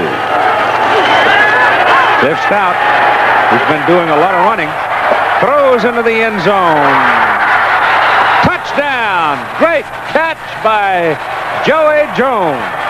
What a catch by the little guy. Joey Jones, and he gets up limping just a little bit. He came into the ball game with a bad knee. Cliff Stout scrambling, looked like he was pinned on the sideline. Able to get it off to Joey Jones, who worked himself open. Not really. Now watch what happens to Joey. Well, he's open just as he throws the ball, but the defensive secondary comes in around him. He gives him a shot. The ball just floats in there. You see Joey coming up to it, coming back for the football. He just comes back a little harder, but Miller was able to come back for the ball. My goodness. Great catch by Jones. Birmingham. Danny Miller knocks it through and ties the USFL record of 52 conversions in a season. The record was set by Tony Fritsch of Houston last Friday night. 3 people deep for New Orleans. Steele's the man in the middle, flanked by Garrett Chase and Bruce Miller.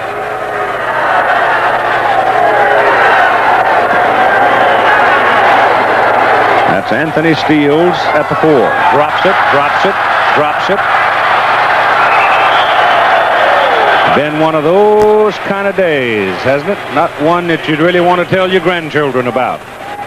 So here are the New Orleans Breakers down 24-0, and they've got to start from their own 6. Anthony Steele's had it come right to his chest.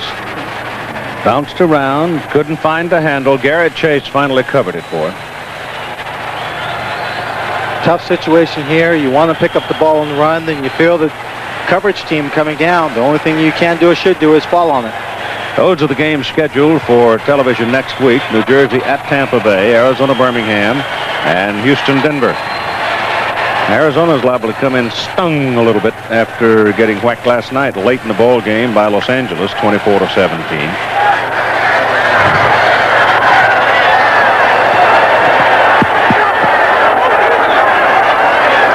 Woodward from the end zone. Down the middle to Dan Ross. No good. Trapped it. Pass incomplete. Second down and 10. Here's Mike Adamle now. Cliff, how much of that last touchdown pass to Joey Jones was impromptu and how much was by design? Well, it was all impromptu. We've never thrown to that person all year, but they jumped on our fullback and they had Darryl Mason coming across the field. Smitty started to take it in. I saw Joey coming across the back of the end zone against the grain, and I just threw it up for the corner so either he could get it or nobody, and he made a great catch. You keep running like you are today, you're going to give Raleigh a couple of heart attacks. Well, they say they may put a 3 in front of my 8 next week. I don't know. I don't want to run all day long, but if I have to, I don't mind it that once in a while. Okay, crazy legs. Keith? Second down and 10. Woodward steps away from the pursuit, drills the pass. It is incomplete. Receiver intended was David Bale, and the defensive man arrived at the same time. I think it was Chuck Clanton. Chuck Clanton has been relatively quiet in this ball game. Last week he picked up 3 passes, has 10 on the year. You see the Pittsburgh Maulers hold a 9-0 lead over Washington, and Philadelphia advances their lead 24-7 over Michigan. And this young man would just like to get some points on the board. Third down and 10. Lockett, pass is too high. I think Frank had some room, but the pass had to be lofted over Ricky Ray, and it was lofted too far. You got a penalty flag, however, in the end zone, and you may have a roughing the passer call. Well, number 95 is Joe Cuglieri. He's the man that is back there, a little upset. Woodward kind of patted him on the shoulder and said, "Hey, listen, I wouldn't have called it. I don't think it was that bad or intentional." Sure he did. Personal foul, unnecessary roughness, roughing the passer, number 95, first down. So another break for the Breakers, but they haven't had many breaks today. Give you an idea of how the day has gone for them. Their passing has produced 1.3 yards per play, whereas the rushing has produced 7.2 yards per play. The time is a factor at this point, behind by 24. They have to get in quickly. Can't rely on what has been working because it consumes most of the time. From the 21, Dupree, big hole. And Marcus is close to a first down out of the 31 and close to the 32. He cut that thing back into the middle, hoping the linebackers had gone to the outside in pursuit. And most of them had, except Fred Bohannon was hanging around in the middle. Fred just couldn't get there quick enough. He was worrying about an assignment on the other side of the field. Dupree picked up a first down.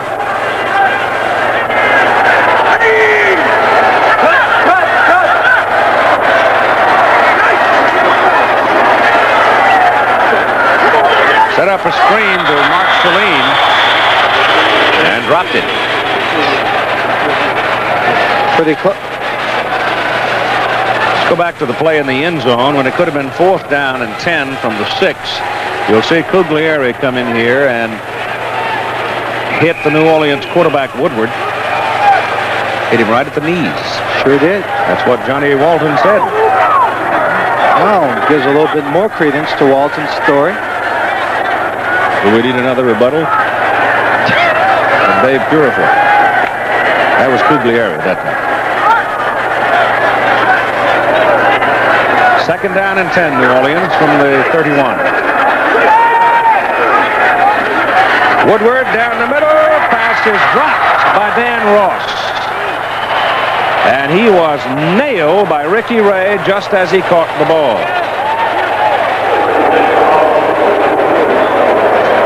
He's getting up awfully slow. At this point, I have to say that it's the young Woodward who is being somewhat betrayed by his receivers, in as much as he's getting the ball to them in their hands, and they're not hanging on to it. They've been well covered. This time he's wide open. He's running a seam against a zone route. Dan Ross has been around long enough to know that as soon as you make contact with the football, there more than likely will be someone there coming full steam to lay a hit. There's some whackers in that Birmingham secondary. Whew. Woodward drills this one, and it's thrown outside the reach of Charlie Smith. And that'll bring up a 4th and 10. Tried to one-hand that one. Ball just a little bit too hard for him to handle. So it brings up a 4th and 10. And it brings in the kicker, the punter, Casarino, with 13 minutes and 13 seconds to play in the football game and sends Frederick deep. Casarino really hasn't hit one today. In the warm-ups, he was hanging it up in Ray Guy country, up around the gondola.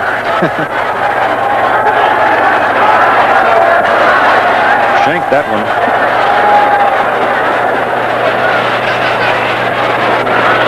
And it wobbles around and finally expires around the 27-yard line. A 40-yard punt for Casarino. And 13:03 to go in this football game. Cliff Snout's workday is over.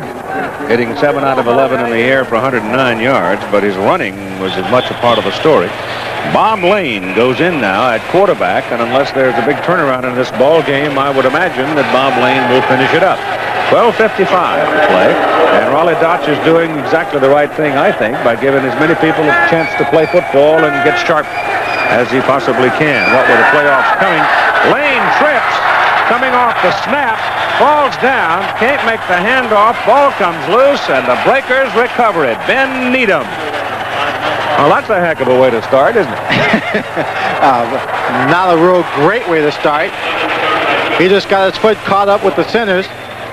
Now, right here, the ball, they just fall on the football. He falls on it, and as he tries to bring it in, just bounced off his shoulder pads. And Ben Needham, number 59, he makes a recovery. I think the left guard had taken a step back to set up the blocking on the play, and Bobby just hooked his leg. Well, whatever. New Orleans needs a little help, I guess, here from Lady Fate. They get the football just inside the Birmingham 24, but the Stallions have a 24-0 lead with 12.5 minutes to play. This is Marcus Dupree. And he's just over the 20. That time, David Evans, number 26, the X-back, the fifth defensive back that just kind of moves around in that secondary, was able to get lower than Dupree. When Dupree comes out with his speed, he lowers that shoulder. That's the only safe place to be, is lower than that shoulder. Dupree went to throw that forearm and just fell right over the top of David Evans. They put the extra receiver in now in the person of Bale and take out Chalene. Give it to Marcus Dupree. And he steps out of bounds just beyond the marker and picks up the first down for the Breakers. And it's going to be near the 13-yard line. Chuck Platt, number 24. Fred Bohannon, number 41. Woodbury, number 21. Herbie Spencer, 55, all over there and on the play. It's been a very aggressive Birmingham defensive group today.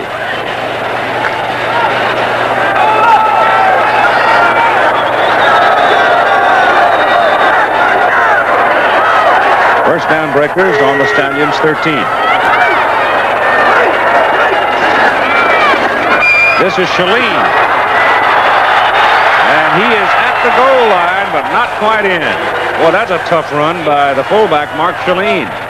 Very good run by him. He just ran by Klein, number 98, who came charging in. Purifoy, number 75. He was taken out of the play. And Mark Chalene, I think he gets the football and decides he doesn't care who's there. He's just going to run as hard as he can. If anyone gets in his way, he's going to just lower his shoulder, run through him to get those yards. The biggest day of the career for Mark Chalene, 8 carries and 75 yards. First and goal at the 1, and Marcus Dupree goes over the top for the touchdown. So with 10 minutes and 57 seconds to play in the football game, New Orleans finally gets on the scoreboard. I would imagine the Birmingham defensive crowd, they have really played a good football game today. Probably going to go to the sidelines and have a word or two with the offensive folks. Now listen here, we were working on a shutout. That's right. But they don't get it because of the turnover, the fumbled snap. Bobby Lane getting caught up. Results, number 22, Marcus Dupree, his 9th rushing touchdown. New bearer of the season record in that area for the New Orleans Breakers. And they're going to 2. Oh, they have to. I mean, if they get 2 here, they score 3 touchdowns and go for 2 each time and they're successful, it's a tie ball game. And Alice in Wonderland will make a comeback. Yeah, that's what dreams are made of. No good. You got to have dreams. You got to have hope and believe you can, or else it makes it pretty tough to be out there. You get a penalty flag, a late one called. Let's see what it's about. Might be another chance for him. Talk. Decision. Pass interference. Ball struck 78. He knows the man. That's a loss of down. The point is no good.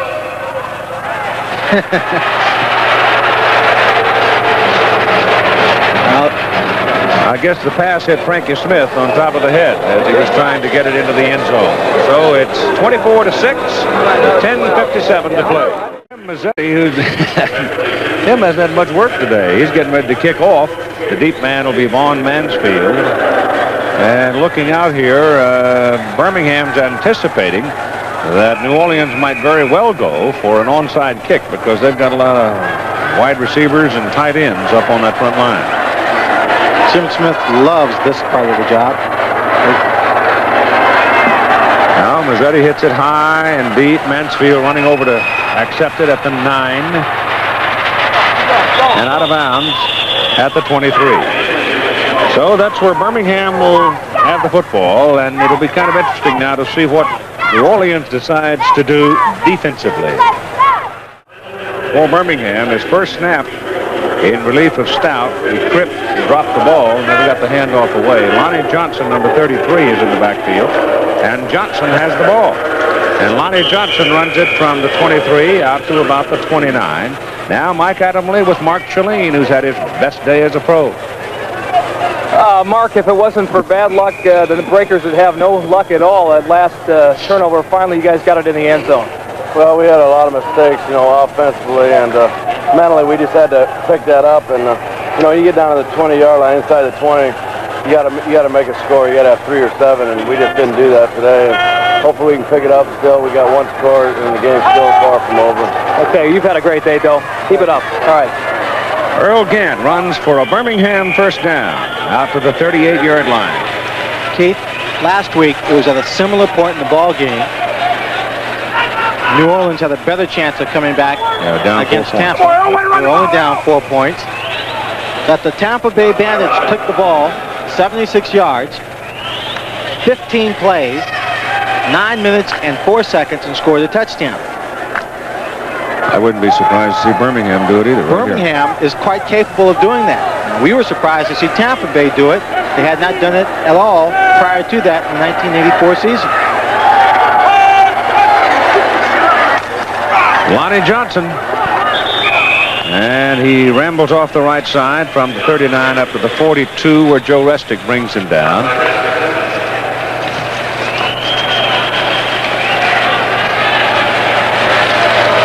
Lonnie Johnson, a 200-pounder out of Indiana.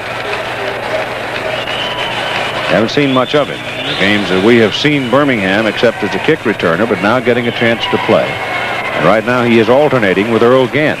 And it was Gant who picked up the slack in the running game when Joe Cribbs was out for 2 weeks. Second down, about 7. There's the time remaining in the ball game. 24-6. Birmingham leading.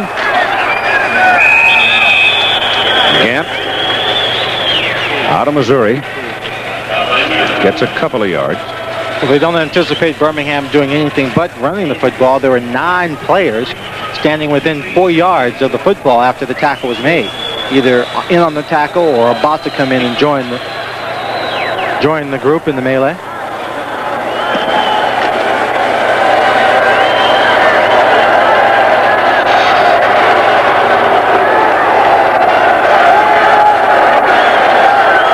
Third down and a little more than 5 yards.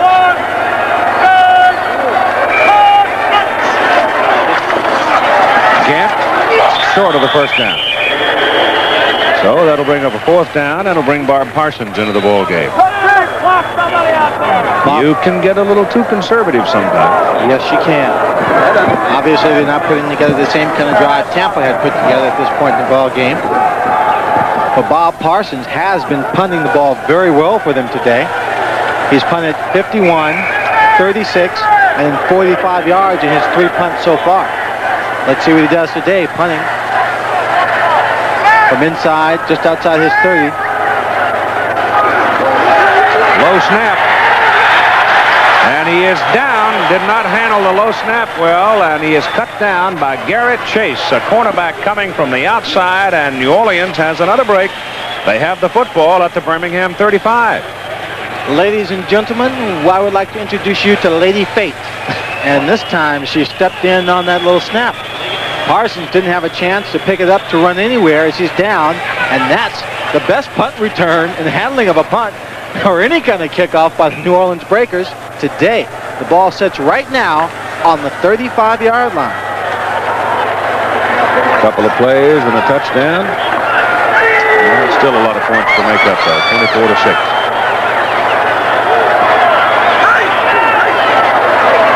They go to Dupree, trying to get him outside. Fumbles the football. Birmingham's got the ball. Oh, Keith, I was just about to say that little Alice in Wonderland might have had a party dress on, but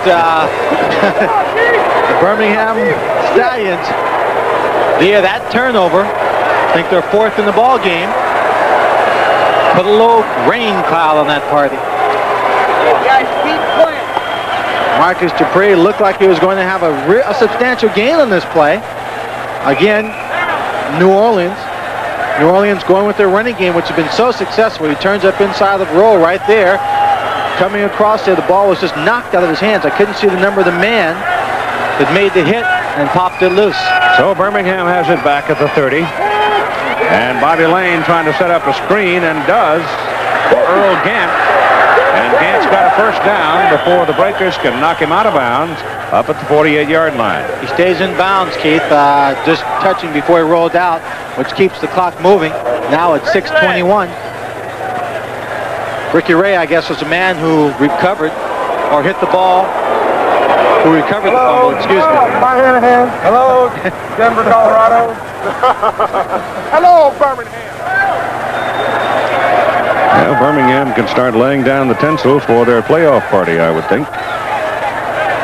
They're in the playoffs. No certainty as yet that they'll be one of the host teams, because division champions will host. This will make Birmingham's record 12-2 as Lonnie Johnson runs hard over the right side and gets the ball on the New Orleans side of the field to the 46. A couple of other things happened in the USFL during the course of the week. Hank Bullock coming over from the Green Bay Packers to become the new head coach of the Pittsburgh Maulers next season. And Joe Pendry, who had started out as the head coach of the expansion Maulers, will be joining Charlie Sumner's staff next season as the offensive coordinator with the Oakland Invaders. And Oakland began quite a story. They run off 5 straight wins.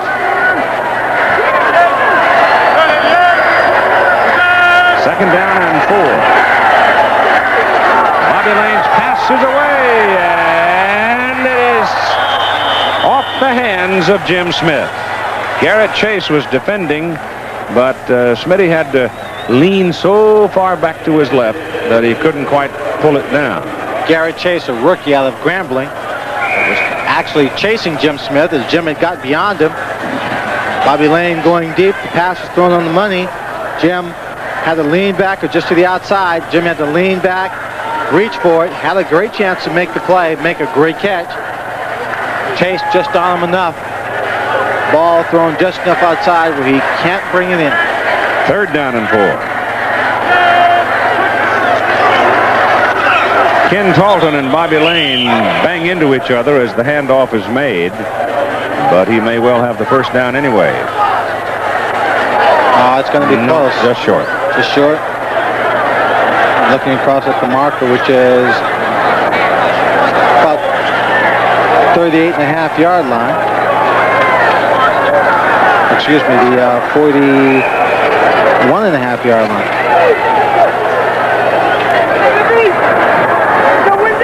It's 4th and 1.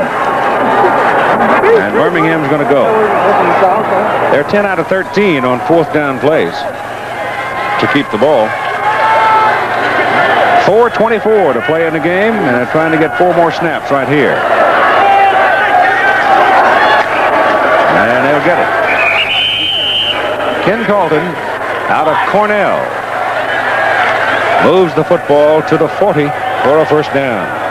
Well, you said that they're a right-handed football team, and they did just that, running behind right guard 74 Pence. Sandin, 71 Pat Phoenix, 81 Daryl Mason. Tied in. And when you go for fourth down in any kind of ball game, usually you don't have that far to go. Right on the 40. 3:40 to play. On first down, Bobby Lane goes deep. Jim Smith is there. Touchdown, Birmingham. I know exactly what Jim Smith did. He went back to the huddle and told Bobby Lane, Bobby, I can beat this guy. He's a rookie. Let me have him. Late in the ball game, he just comes back with him. Again, it's man-to-man coverage. The New Orleans defense trying to get as many people as they can at the line of scrimmage to put pressure on Bobby Lane to stop the runs for no gain. Leave this young rookie from Grambling in man-to-man coverage with Jim Smith. Same kind of pass, just a little bit closer to Jim Smith. Reaches out, leans to his left, and hauls it in. And you can see number 45, Chase, upset with himself. He let Jim Smith get away on that 40-yard touchdown reception. That's his 6th touchdown of the season, his 9th in the USFL, and Danny Miller's kick for the point is good. At 3:29 to play in the football game, Danny Miller has now set a new USFL record for conversions. He's hit 50. A short, high-hanging kickoff by Miller, fumbled by New Orleans. What else? They've been doing it all day at the 25. Bruce Miller failed to field that one. He had to run a long way to get to it. But looking down the schedule, one would say that New Orleans, having to play at Memphis, then they go to New Jersey, and they play Jacksonville at home and finish at Washington. So they've got a rough trip to New Jersey at least, and quite very likely at Memphis, the way the Showboats have been playing. Pepper Rogers got a scrappy bunch up there. But for Birmingham, this win today will lock them into a playoff spot. Again, I remind you, it does not at this juncture mean a division championship and a host spot, but it does guarantee them entry into the playoffs. Doug Woodward out of the shotgun. Sideline pattern good to Marion Brown. Did not go out of bounds. Turned it back inside, which is the wrong way with 2:50 to play in the ball game, and your team down 31-6. Keith, with that pass that Jim Smith caught second in the ball game for 96 yards, that put him at 1,000 yards even on the season.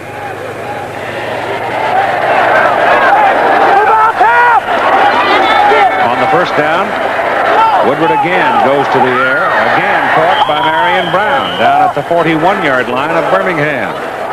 Caught it in front of Dennis Woodbury. So the Birmingham defense now playing permissively with a 25-point lead and coming up on 2 minutes to go. And they're giving Woodward and his receivers some room to work. Pass is away, pass is caught. And the receiver wrestled down near the 25. That's Charlie Smith. And we've come to 2 minutes to play in the football game, with the Birmingham Stallions, the most convincing performance, leading New Orleans 31-6. Now, let's look at the Eastern Conference playoff circumstances. Philadelphia was leading big over Michigan and would go to 13-1. Birmingham will be 12-2. New Jersey, which plays tomorrow night in Chicago, with a win goes to 11-3. Tampa Bay looking ahead to their game against New Jersey. One of the things you got to consider now, New Jersey plays in Chicago tomorrow night on the road. They got a very short week, and they got to go on the road again to Tampa. And they're going to go into Tampa where it is going to be hot. You know it's just going to be steaming hot down there. And that's the same New Jersey team that lost to the Washington Federals, so that you know that they're capable of not playing the greatest football in the world. And Chicago, on the other hand, Vince Evans throwing the football, if they're on the money, they can be a very dangerous team. Nothing to lose. Nothing whatsoever.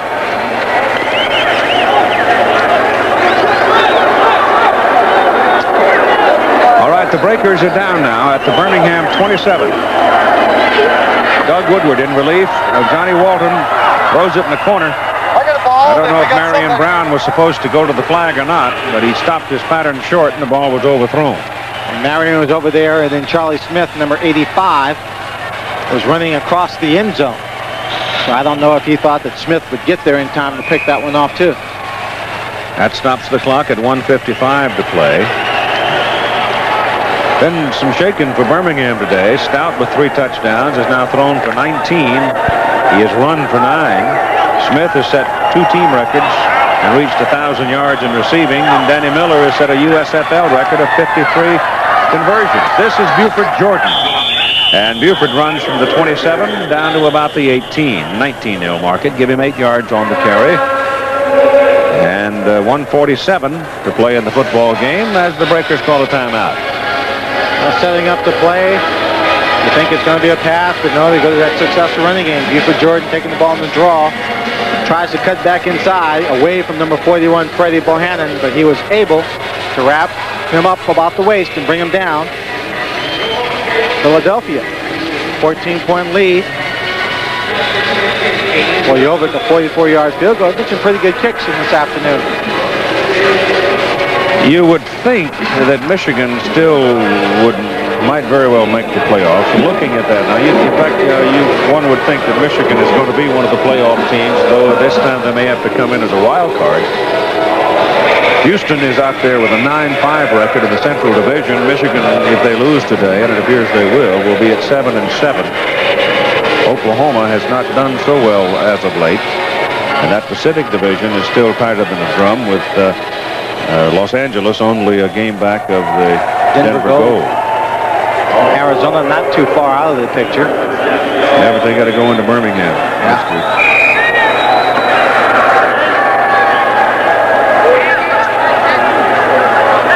Stallions host the playoff game. They'll have a party at Birmingham.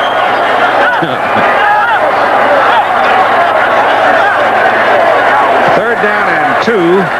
Woodward takes the snap and runs it right up the middle and gets the first down. Just short of the 15. That'll stop the clock now if New Orleans is able to hustle back and get up on the snap. You hear Dick Torrey yelling to them to go to the hurry-up offense. No huddles. Let's go. Woodward took some punishment on that hit. From the 16 with 1:35 to play. Woodward looking around. Pass is bounced right in front of the defender, Vaughn Mansfield. Charlie Smith was behind him, but Doug just simply couldn't get it to him. I thought Marion Brown, number 82, was open in the end zone, but Dennis Woodbury, number 21, I think, was just baiting Woodward a little bit to throw it there as he just hung outside and underneath him a bit, hoping he'd throw it so he could pick it off. New Orleans passing game not particularly effective today. 10 of 32 for 116 yards, intercepted twice.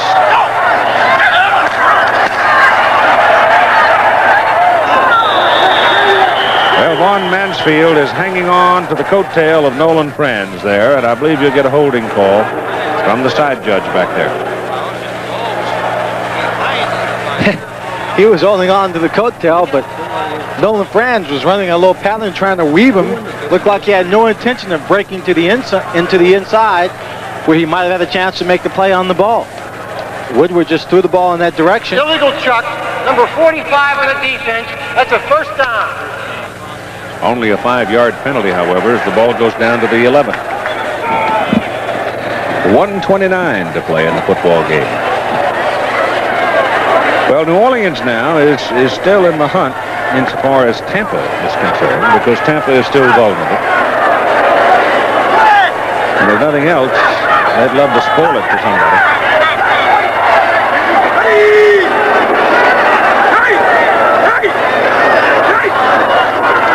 Dupree. And Marcus is down to about the 6. Give him 5 yards on that carry. Set Herb Spencer and Dupree going out a little bit there. Little scuffle. Herb Spencer's 230 pounds.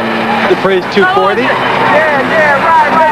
They're big enough. They can scuffle if they want. That's right. I wouldn't get in the way. Nope. I wouldn't even try and break it up. Just holler second. Look, guys like me get hurt trying to break up fights. These two teams, however, looking down the road, if this USFL rolls along, these two teams could develop quite a rivalry as the years go by. 24-13 now, an 11-point margin for Philadelphia, as Vojovich has added another field goal for the Panthers. And Pittsburgh 15-9 now over Washington.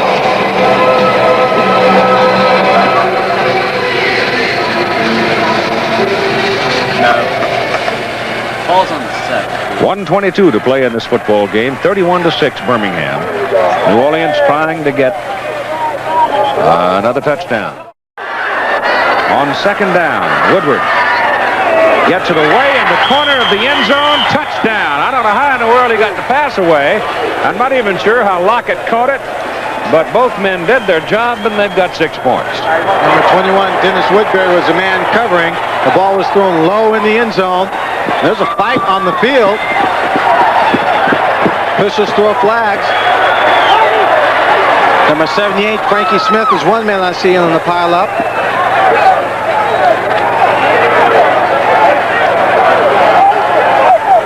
I thought that might Cuglieri, number 95, is the other player. Is it Dupree? And Dupree, they're pulling Dupree out of it. Yeah. Frankie Smith is getting up off the bottom. Marcus is the one, I think, that he just started wailing away on somebody. Just turned 20, feeling his oats. Dick Corey's on the field talking to the official. Personal foul. Disqualification number 65 on the defense. Personal foul. Number 22 on the offense. The players are disqualified. I think he said 65. I think he meant 95, Joe Cuglieri, on the defense. When he says the players are disqualified, he means simply that he has ejected them from the game.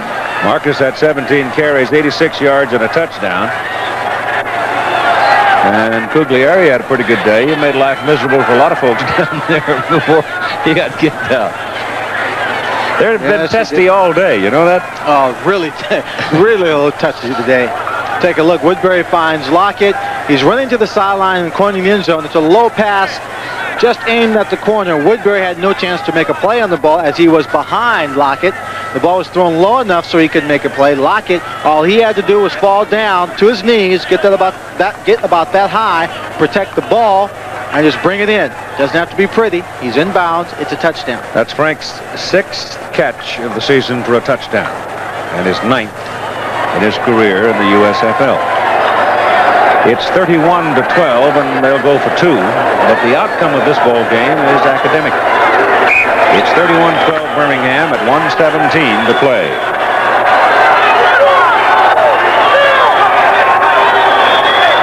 Buford Jordan now is in the game. Woodward gets it away under pressure. Good to Dan Ross. Dan Ross, the tight end, had gone to the goalpost and come back to his quarterback. And Herb Spencer was pursuing the New Orleans quarterback Woodward all the way across the field. Of course, Woodward does a great job, and he's able to get away because he does have 2 good legs and some speed. Johnny Walton does not have the mobility to make that kind of play. He gets to the outside and finds his tight end Dan Ross in the end zone. But, Keith, it just may be a little bit too late. A little bit. 1:17 on the clock. A lot too late. I think you need mobility at quarterback in this league. Anytime on any evolving team or developing team, franchise, new team, expansion team, call it what you will, you do need mobility because your offensive line it takes time to develop the cohesion.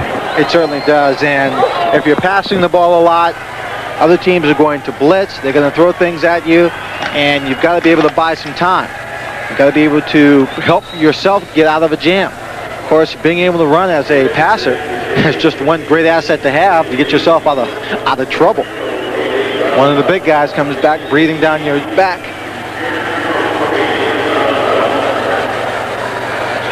At the same time, though, as bigger and stronger people seem to be playing quarterback. I don't think it necessarily holds true that a quarterback can't run. No, I don't think so. You see some smaller people back there from time to time. They are a little bit bigger. But the rules are designed to protect them. And most coaches don't want their passers to run only if they have to, unless, of course, you have an offense like the one down in Houston where you run and shoot. It's designed for them to run because they want the rolling out pocket. You can expect onside kick here. As Mazzetti comes up, pops it up in the air. That's not a very good onside kick. You got a little too much of the ball, and you've got penalty flags across the way. Jim Smith just dropped back under it and took it over his shoulder to make the reception and stepped out of bounds at the Birmingham 35.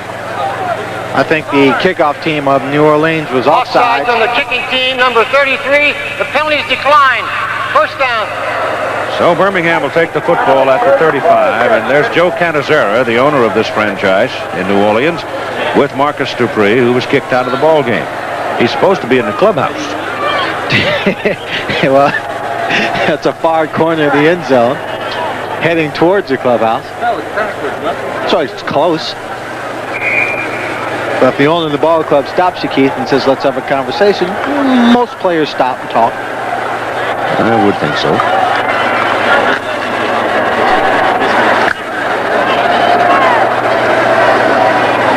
Joe is the principal owner of the franchise. There are other people who have invested, including Dick Corey, who has 4%, and Randy Vataha, who has 4%. Randy Vataha, as Bobby Lane comes out to take the snaps now and get the clock rolling, and you know New Orleans is going to spend its final time out to stop it here. But Randy was out running some patterns the other day in practice, you know, because he was a heck of a receiver up at Stanford and then went up to New England, and lo and behold, he got whipsawed on one play. He has a very sore leg. Pulled a hamstring. Yeah. There goes Marcus. You're supposed to go to the clubhouse, Marcus. They'll penalize your team if they catch you wandering around the perimeters. Stopping to howdy some folks. Clock shows now 1:12 to play in this football game. And again, to go over the circumstances of the Eastern Conference, Philadelphia is winning at Michigan to go 13-1. Birmingham is 12-2. Birmingham has locked the playoff spot. Not necessarily at this juncture the host spot as division champion out of the Southern Division, but they're in the playoff. Philadelphia will be too if they win. They'll lock the spot. Tampa Bay is at 10-4. New Orleans will drop to 8-6. 4 teams out of each conference. The 2 division winners plus the next 2 best records. Now New Orleans is out of timeout. And that'll start the clock rolling. It'll bring up 3rd down, and they've got to snap it every 30 seconds. Well, that'll be about right, because it always takes a little bit of time to get the 30-second clock going. It hasn't started yet. Now it has. 53 seconds on the clock. So they can take 2 snaps, and the party's over. That is the certainty.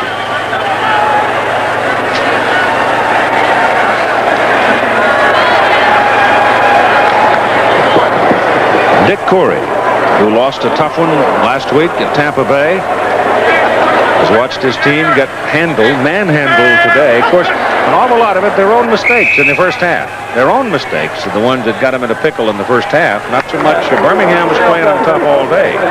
Once Birmingham got its 17-0 lead, the defensive folks just laid the ears back and had at them. And the mistakes kept mounting. A very good defensive game played by Birmingham, and a very good, well thought out, executed offensive game plan. Running the ball, throwing the ball, doing just what they had to put the points on the scoreboard. So your final score in the Southern Division, Biggie, was Birmingham 31, New Orleans 14.